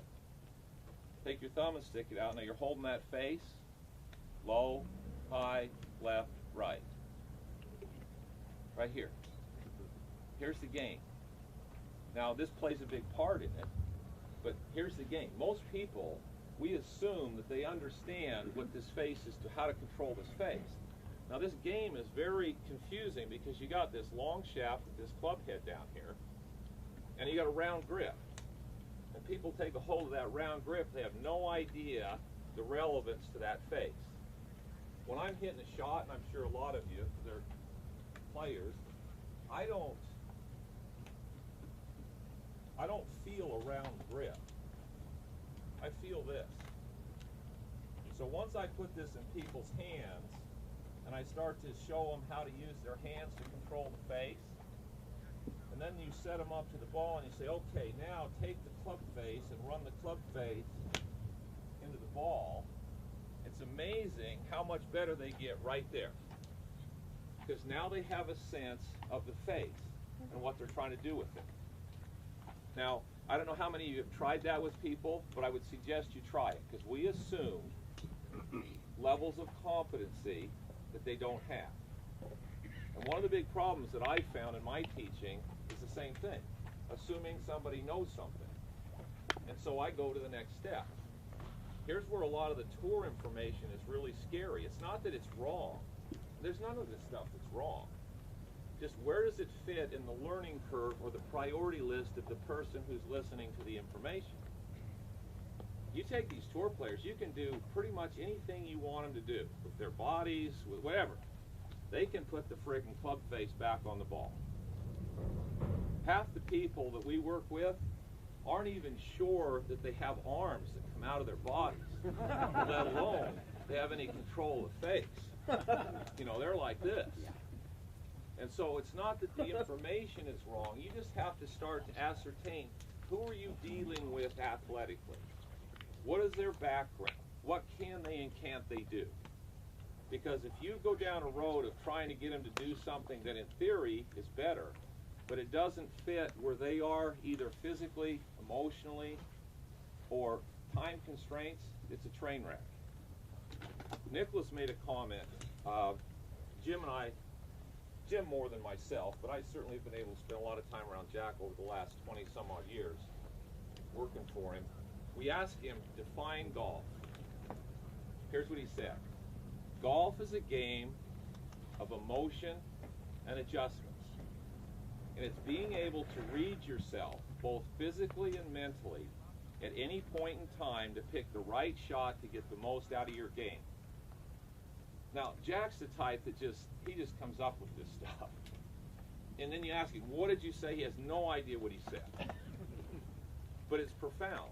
So Jim and I spent, I don't know how much time trying to put that whole thing back together, asking, is this right? Is in Jack, I don't know. You heard me the first time. So it's just one of those deals where you go, okay. Well, we finally got it. Now, I took that, and for the Nicholas Academies, for our instructors, I turned it into a mission statement, but here's what I did with it. Golf instruction is a profession of emotion and adjustments. And it's being able to read your student, both physically and mentally, at any point in time in the learning curve, to figure out the best information for them to get the most out of their game and time commitment to it. That's what we're about. So when we start talking tour averages, nice. It's good to have. Does it fit the individual person you're working with? May or may not. We were talking about hip angles. I'm going to start getting a little into the physical side of a few things here, and then I'll have you stand up. We'll do a couple of things. Having been in the fitness industry now for a long time, believe me, there's nobody who believes in being in shape and understanding the value of range of motion and function more than I do. However, I just was able to speak at the World Golf Fitness Summit, and I've always been a bit of a rebel relative to a lot of things. For instance, when I started really teaching we made a presentation, myself and Peter Goskew, to the PGA of America. This is back in 1990. We put this program together. It took us about 4 years. We started in '86. It was called the Swing Game. Basically, it developed junior golfers. They started in kindergarten doing movement patterns, exercises, throwing frisbees, throwing footballs, rolling on the ground both directions, all kinds of things. They didn't touch a golf club until they got to 6th grade. When they got to 6th grade, then they started into golf, and golf became the evaluator of their function. Golf is one of the best evaluators of physical function. It's not the best developer. It's not. Okay? So when I see a lot of these kids and I see a lot of these young parents, little Johnny's 8, he's going to play the tour. Really? Johnny knows he's going to be a tour golfer. He's 8. That's mom and dad. It's not Johnny. I didn't know I was going to play golf until I was a freshman in college. Okay, so I'm not sure that this whole thing, this specialization, when you look at it from physiologically, it's terrible. Okay, these kids and people in general, they should be out running, jumping, twisting. Titleist Performance, their junior golf program, if you haven't seen it, that's basically what we did for the PGA in 1986. You ought to take a look at it, because that's how those people over there, that's how most of these people should be coming into golf, because you teach them how to move. You teach them hand-eye coordination, skills, before they ever get to golf, because that plays big time into how good they're going to get. So here was our presentation. There's the best technology you can buy right there. Go. What the hell's wrong? Hit it. Okay. So what you mean then, what you're telling me, is that what attaches itself to this to make it go is fairly important. Maybe you might want to know something about this. It's incredible to me how little people know about how the body reacts to forces and how it moves.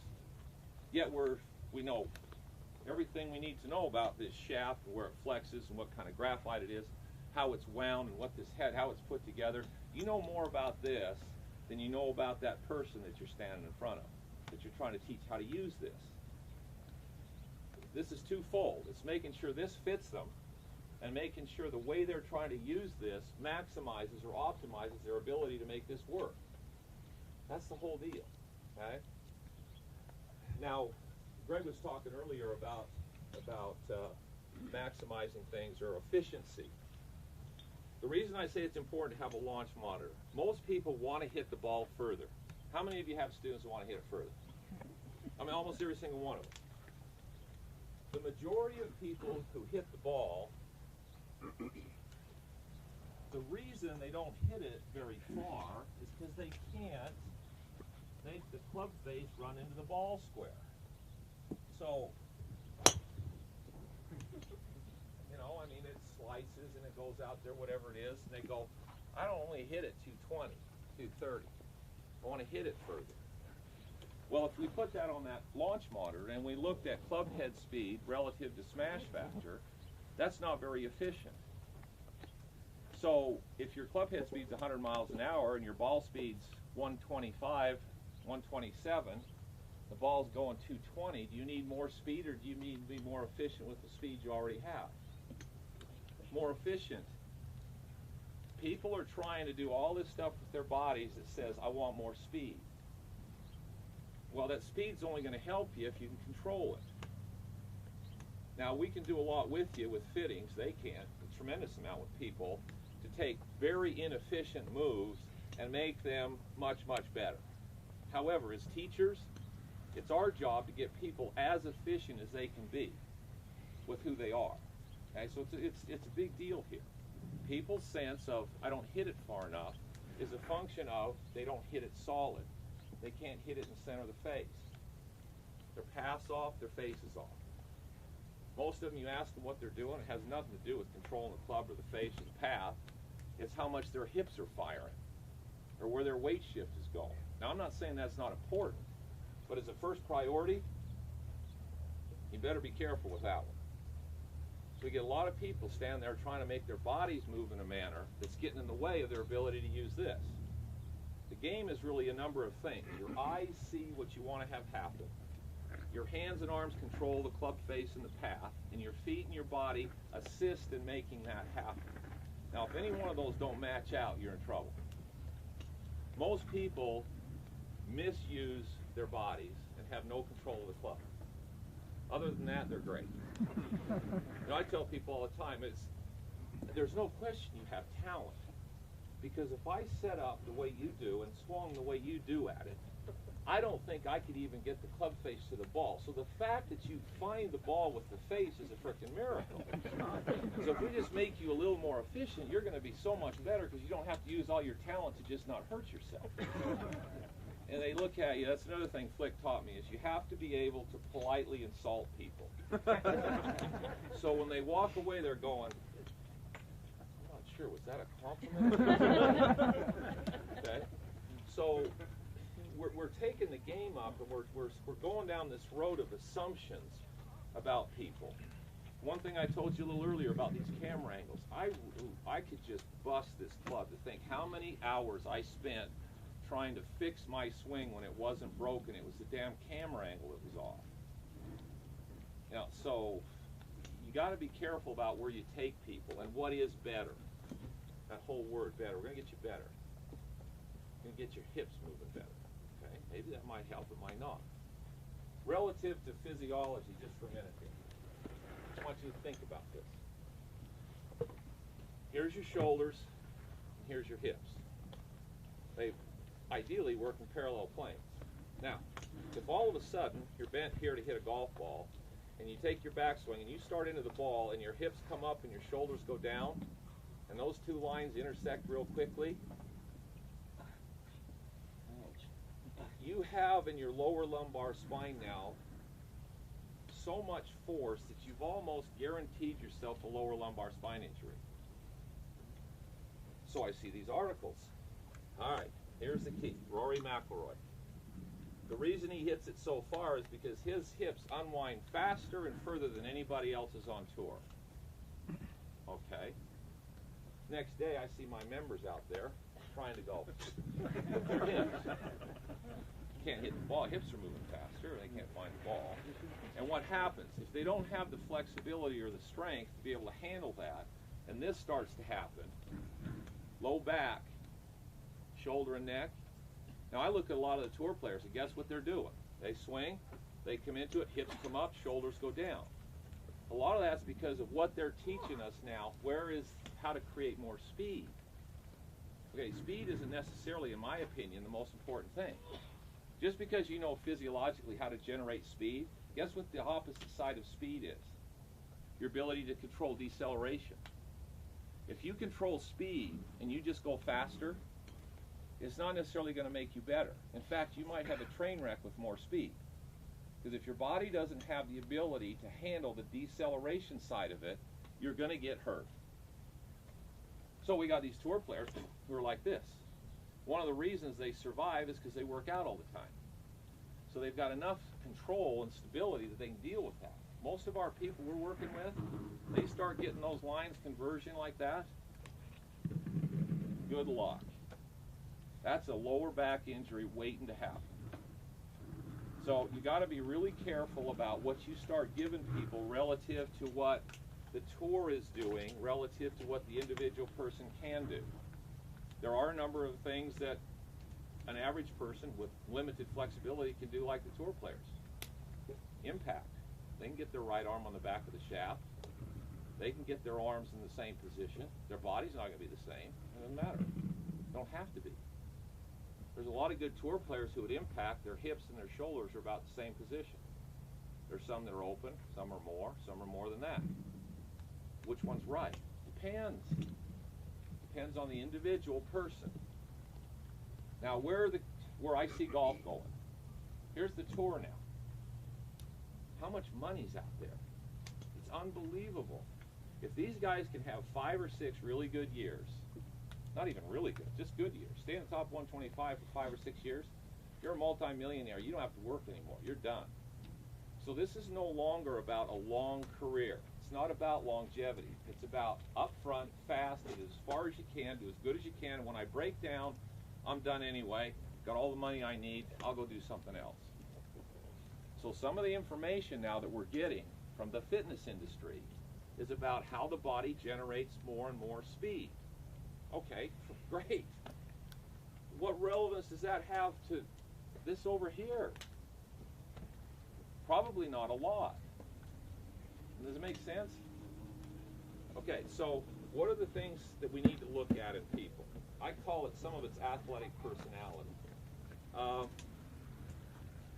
come up here. You're on the front row. No, it's a good seat.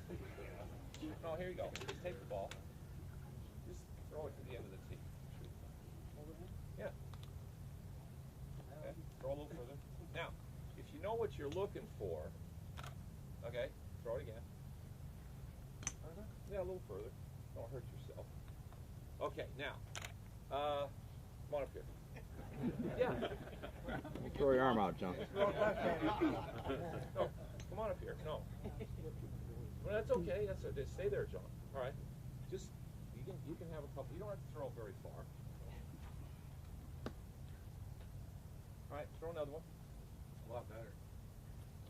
Okay, that's far enough. Now, what I want you to watch when he throws, watch his hip to his shoulder relationship when he throws. Okay? Throw it again for him. They move together, don't they? Throw it. Watch his hip. What do his hips do? Started first. Okay. Now, that's his basic personality for movement. That's how he reacts to throw or hit. That's how his body sequences that motion. So we start looking at get the hips to clear a little faster, whatever. Okay, John can handle some of that. No freaking prayer. And if he tries to do it, what's going to happen? If he tries to make his hips go faster, his shoulders, because he can't hold them back, are going to go right with him. And then you're going to say, no, no, no. Make your hips go, but hold your shoulders in there. And so then to do that, his hips come up and he's here, and then you're, boom, lower back injury. I'll tell you what, you can play pretty damn good with your hips and your shoulders moving through there at about the same speed. There's a lot of speed producers in a golf swing. A lot of speed producers. There's about 7 of them. Okay? It's what people have the maximum access to. Now, I'll just use myself as an example because I like to always use me to beat up on. This summer, I play every year in a few tournaments, and I keep playing because I think it's important as PJ golf professionals for us to stay involved in the game. When you just stand on a lesson tee and you just teach, you can get really distorted as to what you think is going to work and what won't work. When you have to stand there and aim it at a target, and you're going to have to post a score, game changes. Okay, all of a sudden what you thought would happen or what should work doesn't work. Now what do you do? All right, so this summer I've got 2 herniated discs in my lower back. I've had them since I was 20. Now I've exercised my way out of them most of my life. They're starting to catch up. I'm almost 60 in this summer. Uh-oh. Now I'm going to play in these tournaments. All of a sudden, So I had to figure out how to play and take out one of those movement patterns. I still had access to a lot of others. I went out and played, almost won the Utah Open, almost won our section championship, and virtually couldn't separate my lower body from my upper body. So is that a prerequisite for playing golf well? No. It can help, but it's not a prerequisite. Can you get the club face on the ball and make the ball go where you want it to go? It's fairly important. The better the equipment, the easier it is to make the ball go where you want it if you've got control of the club. So it becomes a big deal, this control of the club thing. More athletic personality. Baseball. How many think baseball has relevance to golf? You know, I had a guy show up the other day with his son, and I said, well, what does little Johnny do? He's 14. I used to play baseball. Okay, used to. Yeah, I don't want him playing baseball anymore because I told him to forget everything he's learned in baseball because it has no relevance to his golf swing. It's terrible for it. I went, really? Okay. So, baseball baseball is played here. I spend a lot of time playing this game. One of the biggest reasons that baseball is a little different is because when you run the club into the ball, there's not a lot of forearm rotation. But guess what? If you had a fairly strong grip with a fairly shut face, and you use the same stuff that you use to play baseball, which is how I started, you can play pretty damn good. Don't tell me golf, baseball doesn't relate. It plays right into it. Release pattern's a little different. But how your body moves and how you sequence is very similar. All right, let's talk about that kinesthetic change. You're all hearing about this now, how important this kinesthetic change is, and the X factor, and the fact that if you can separate this more from this, that's going to give you more speed or power. Okay. Your body's like a coiled spring. Really? Okay. So the more tighter you wind it up, the faster it unwinds. Guess what? Muscles don't react like springs. When you tighten muscles, they move slower, not faster. So all this coil up and let it go stuff is overrated. Most of these guys who have a lot of X factor don't have a lot of tension. So the people we're working with, they start trying to turn their shoulders, not move their hips. All you've done is create a tension. I mean, Tiger and those guys, half of them stand there, they can wind up. I mean, I can still wind up to 90-degree shoulder turn and virtually no hip turn because I'm still really flexible in my mid-thoracic back. Why? I spent a lot of time practicing, working on it. Plus, I've been playing sports, baseball, golf, my entire life. Tour players are physically dysfunctional human beings. They're dysfunctional. And we're using them as models. Some of it I understand. It's a nice place to start, but you got to understand, relative to the people we're working with, that might not be the best model to look at. In fact, what do they say about the tour players? There's guys on this end of it and on this end of it that play really well. Well, most of the people you're working with would do better looking at the people on this end and this end if they're trying to copy a model. Now, if they just want general information, okay, that's different. The general information, you tend to want you do this, we can help you a little more, go this direction, fine. How much do they go? Kinesthetic sequence. Golf swing, every athletic event we're involved in comes from the ground up. Every single one of them.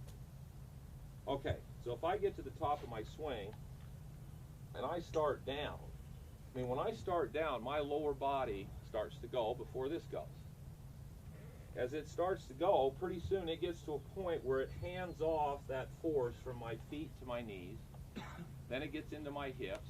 Then my hips start to rotate. My hips have to rotate just enough to create enough torque in my mid-thoracic back to start to make my shoulders unwind. Okay? Then my shoulder starts, so it goes feet, knees, hips, mid-thoracic back, shoulders. Then your arms start. Then this is slowed down, this is slowed down, this has almost come to a stop, and that takes off. Everybody's the same in that chain. However, how much each one of those has to happen before it affects the next one is very, very different. His kinesthetic chain and John's are going to be totally off, totally different. Because the amount of rotation he needs in his hips to get into his mid-back to create his shoulders to move them is minimal.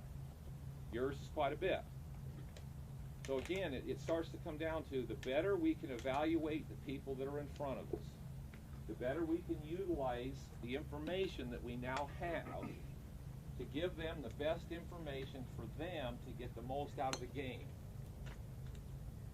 Think about the tour players.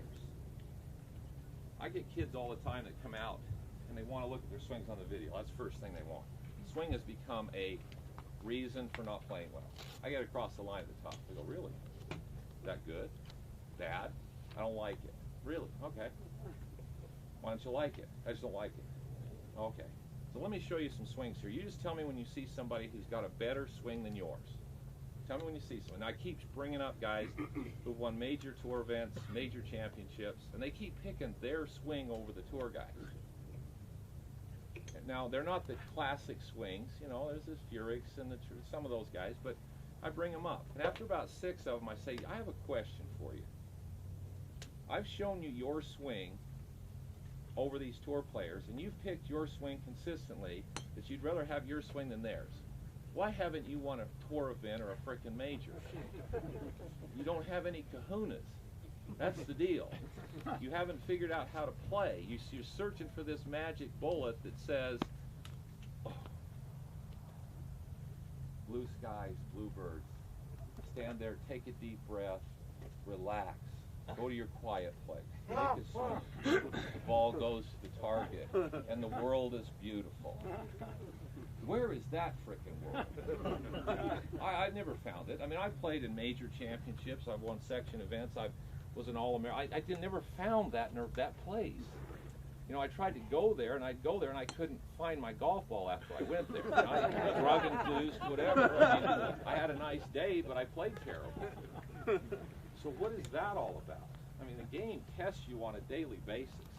The last thing we want to do is test people with things they can't do.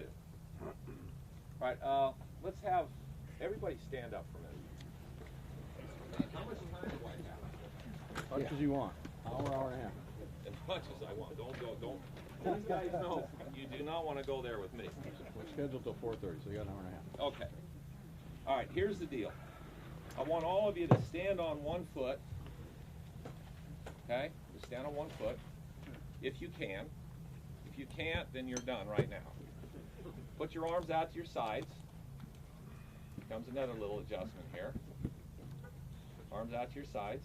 Now, if you can actually hold yourself there, fixate your eyes on something, on me maybe, whatever. And then what I want you to do now is with your eyes fixated on me, move your head back and forth and don't move your eyes. So keep your eyes on me and move your head. And what happens, what are most of you doing? You start to fall, don't you? Okay, go to the other foot and do it. So you're on the other foot, see if you can get your balance. Now, did you notice you're better balanced on one foot than the other one? That's the side you're going to tend to want to go to under pressure, by the way. All right, so now your eyes are focused. Now move your head back and forth really fast. What happens? Most all of you are on your butt right now. Okay, how many of you teach balance to your students? Balance is pretty important, isn't it? Okay, balance has 4 systems involved in it.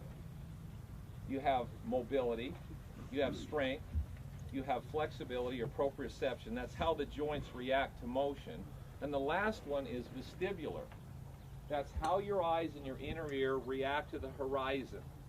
That's the #1 key in balance, because that's what triggers the brain to tell you where you are in space and time.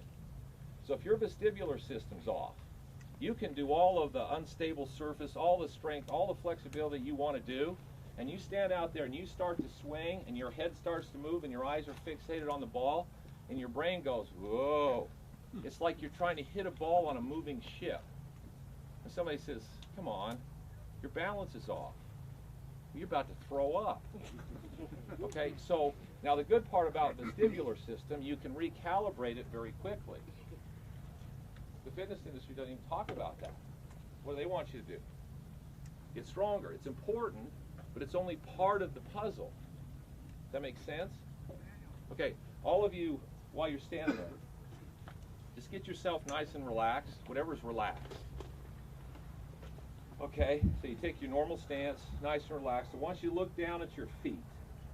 I want you to tell me 2 things. 1, are your knees directly over your feet, or are they slightly inside of them?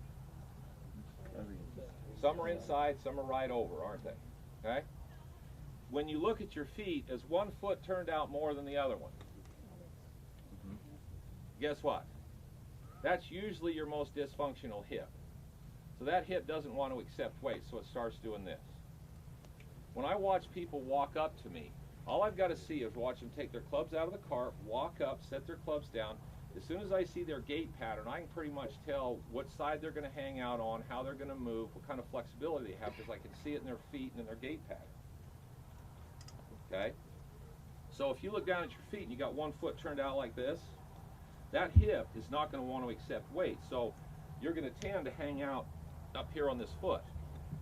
Is that bad? Maybe not. There's a method that's where they want you to hang out all the time. That's what they teach. So maybe for somebody who has a dysfunctional right hip, that might be a good method for them. because they don't want you load bearing too much into this hip. So again, hello. What if you got both feet turned out? Well, if you got both feet turned out, you're in a world of hurt.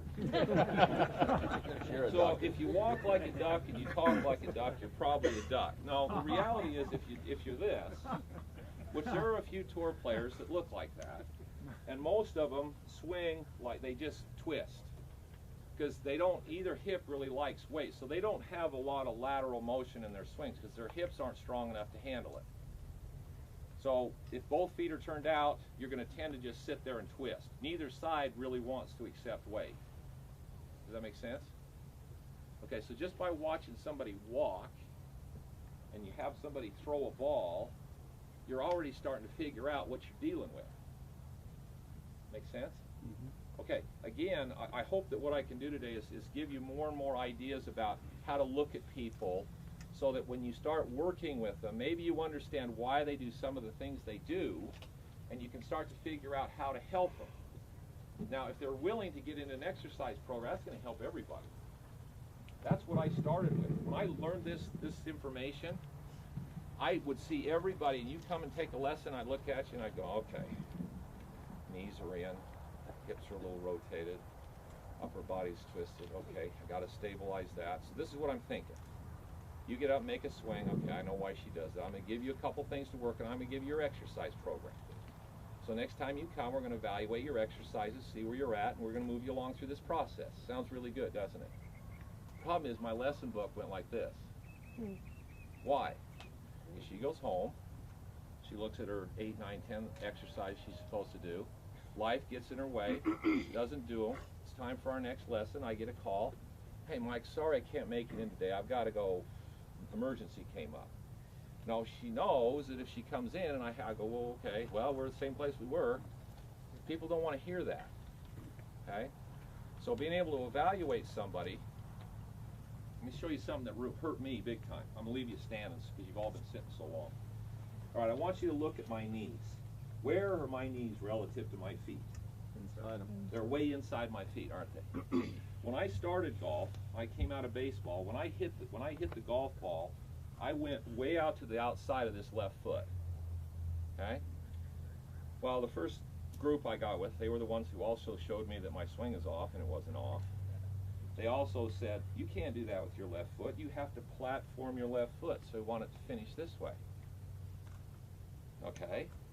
So now, if your knee is way inside your foot, and you have to leave that foot platform, there's no way I can get my knee and my hip up over that foot. Because if I do, what does my foot do? Rolls out.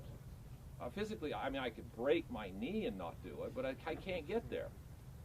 So now I'm trying to make sure my foot stays stable. Okay, well, if that's what I'm supposed to do, the only way I could do it is this would stop and this would go. Now what am I? I'm freaking over the top of everything. Never been over the top in my entire life. Now I'm standing there, and every swing I make, I'm going like this. I'm going, what is that? They said, well, you're just over it. Now shallow it out. Can you help me with this? I'm struggling. Well, no, you just shallow it out. Platform shallow. Shallow. So then pretty soon I'm, doing some really weird stuff. So what I have to do to be able to get my left hip up over my left foot, this foot has to roll out. I physically can't keep that foot flat and it just doesn't work. So when you start looking at people and you start trying to get them into comparing them to tour positions, you got to look at them and say, all right, structurally, here's what we got. All right, if you're going to move, we got to get that hip over that left foot, which most everybody who's any good does. A few don't now, but come on here so they can see you. You don't mind this, I'm sure. She's even actually what's your name? Jane. Jane's better than I am. Okay, you see where her knee is? You see where her foot is? Mm-hmm. Okay, for her to get this knee over that foot and to get her hip, that foot's got to do that. Now, if you look at her and say, well, no, let's keep your foot flat, but let's help you get your weight over to your left side. Her brain's going, whoa, sorry, I got a problem here. It's not computing. You want me to get to my left side, but you don't want my foot to go out. And she says, well, what's happened? A lot of tour players out here. There's other tour players. They're just like this. A lot of it, some of it, structural. You get somebody who's bull-legged slightly, they can stand there and they can give you all the, get their left hip up and do all this, foot stays flat on the ground, looks wonderful. But if structurally you don't have the right system and you're matching it to a different system, you're not comparing apples to apples here. Make sense? Yeah. All right, go ahead, have a seat. I need a water too.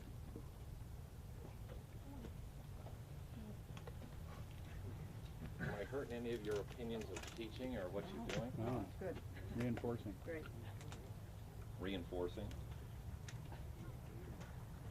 Okay. Let me borrow a chair. Like when you watch somebody walk or whatever and tell what kind of grip they need. What kind of grip? Yeah, I can. I think I was wondering. Yeah, you're. This way or this way. Yeah, that's a gait pattern. I look at arms. It's interesting when people tell me, well, if you're going to match grip. Now, grip, okay, there's a lot of release patterns. How you put your hands on the club relative to who you are physically and the ball flight you're trying to hit turn into different types of release patterns or movement patterns, okay? So there's a lot of things going on. There's rules that fit every different type of swing. There's a lot of ways to do it, okay? If you stand, seeing as you asked, everybody stand nice and tall. Let your arms hang to your sides. Now, this is not where you play golf from, so we're not going to see what your grip should be from here, because it doesn't make any sense to grip it here. I want you to bend from your hips and let your arms hang in front of you. Just let them hang. You're not holding the golf club, just let them hang. Where's the back of your left hand pointed? This way? Relax your arm. Just relax it. You're not holding it around. Right out this way. This way. This way. Up here. Okay. Most all of you, me included, here's my, I'll use me again as an example. Here's when I let my arms hang in front of me, there's how my left arm hangs, okay? So when I hold this golf club, a neutral grip for me is a grip that reflects how my arm hangs in front of me naturally relative to what's going to happen when I swing. So when I swing, I want the momentum of the weight of that club doing as much work for me as it possibly can. So my grip to be neutral, to square the face, needs to be relative to golf terminology, strong. It's not strong for me, it's strong relative to golf terminology. Now this old, put your palms together, slide them apart, hold it, that works, that's a neutral grip for about 1 in 1,000 people. The other 999 of them, you've turned them into slicers. Okay, because from there, they're going to have to do something, either with the face or their arms to square the face. Now, when I came, my first lesson I took, mind you, I was a college All-American at this point. I'd won our state open. I had a 10-finger baseball grip. And golf to me was nothing more than a low outside pitch in baseball. And I just hit it, hit a little draw out there. I go, easy game. Ball doesn't move. How can this be hard? Well, I don't understand what's so hard about it. Guy watches me swing. Well, Mike, you got to tell you something. You got a bad grip and poor ball flight. Okay. The first thing we got to do is we got to get you out of this 10-finger grip. So I went here. Okay? That in and of itself wouldn't have been that big a deal. Okay? All that does is it gets your hands more together and they work more as a unit. But then he said, your left hand is way too strong. We got to get you into a neutral palms opposing grip. Okay. So now every ball that went out there and drew about 5 or 10 yards, he says, now take that grip and make me a swing.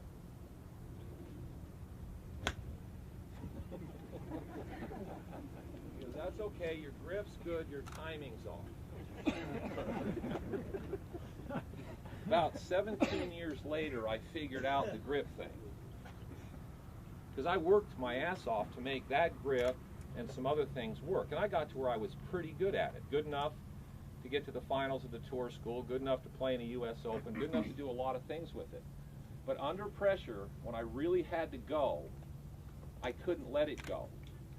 So I had to make sure something bad didn't happen. And so it handicapped my ability to play at that high level because I couldn't do what instinctively I wanted to do. I'll tell you, there's a couple of guys right now that are really pretty good players who are fighting their natural instincts to move, and I'm not sure they're ever going to fix. Because I don't think they're ever going to be as good as they could be because they're saying, I don't care who I am athletically, I'm going to do something different under pressure. And when it gets really tough, and everybody's got a choke level.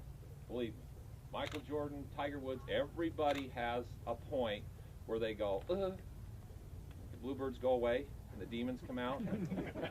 We all have that. Well, when those demons show up, and they, instead of being birds, they have fangs, what happens? When the ball starts going crooked, now you're in trouble. Okay, so that grip on me, changing that grip from, now the putting this would not have been bad, but moving my left hand from here to there, I'd never experienced, I wouldn't say never, hardly ever experienced swinging and hitting a ball and wanting it to go this way and having it go that way. The old double cross. I mean, to that point in golf, I hadn't experienced that too much. So I would aim it over canyons. I don't care, it's going to hook. Just aim it, hit it. Where's the pin? I just hit it, hooked right in there. Ball stayed still. Easy game. All of a sudden, under pressure, a couple of them went in the canyon. Now I'm going, alrighty. I'm aiming over here somewhere. So if I miss, it doesn't go in the canyon. Okay, so what happened? I couldn't get it close to the hole anymore. I didn't have a pattern. Swing was better, looked better on a video. Grip was perfect. I couldn't play. And everybody says, well, why didn't you go back to what you had? I didn't know what I had. Me, personally. I was a kid playing a sport. Okay, I learned to play golf, and I'm going to show you in a minute here because it plays into some misconceptions that I want you all to understand relative to this game that have helped me dramatically. I'm not going to say I've figured them out, but I had some visual concepts early, and I can tell you almost every single person that I ask this to that we're trying to teach doesn't know what they're doing. And the reason they don't is because they've seen pictures from a damn camera.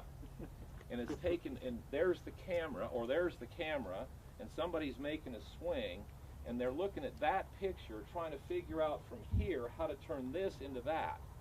There's two different worlds. They're not parallel universes here. So golf gods are throwing you a curveball. Go ahead, look at it all you want to there. But if you don't know what you're doing up here to make that look right, you can spend your life trying to make positions show up. That's not why they're there. See, physics lies. Golf swings lie. Positions lie. Anytime you take a motion activity and you stop it down and you look at a position, there's a lot of forces going on to make that position work. Now, if you don't know what they are and you work on the position, you just ruined yourself. Because the position happens because of a lot of things, not just that one spot. Okay, everybody have a seat again. All right.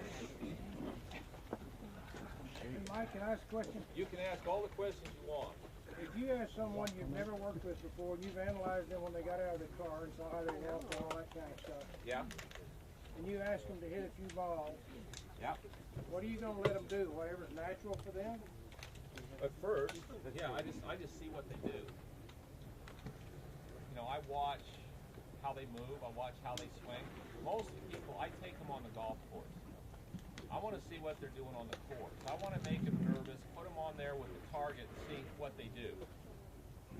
Because I have to try to figure out what's the most important things for them relative to what they do under pressure. I mean, I spent my life out here on the drive. I can do almost anything you want me to do on a driving range. But when I have to go tee it up on the first hole, there's out of bounds left, water, or out of bounds left, wind blowing left to right, dog leg left, hazards over here. That's another world. I don't care how much you say, just look here and go to your quiet place. It isn't happening. Everybody I've talked to, Jack included, that doesn't happen. So odds are if it doesn't happen for him, he has a different way of looking at it. But that's not it. He doesn't go to his quiet place. He wants to have that anxiousness, that nervousness. That's what allows him to get to a level of consciousness he can't get to otherwise. So it allows him to feel and sense things more precisely than he could otherwise. Different way to look at it. Well, that's why Jack's Jack, and we're all sitting around here doing Are you, Mike, and are you going to ask him to try to figure out what he's aware of?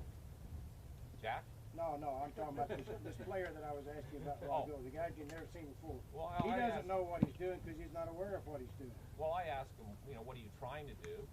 Watch the ball fly. What makes that happen? So I go down that road with them. And then, some of them we look at on the, I don't use video that much. I mean, I put it there. What this does, this technology is great because it reinforces what you want people to know. They believe technology. If that launch monitor says they're hitting it better, they'll keep doing it. If you just tell them they're hitting it better, they may not do it because they don't trust you. They'll trust that computer though, because their numbers are better. So there's a blend for all of this.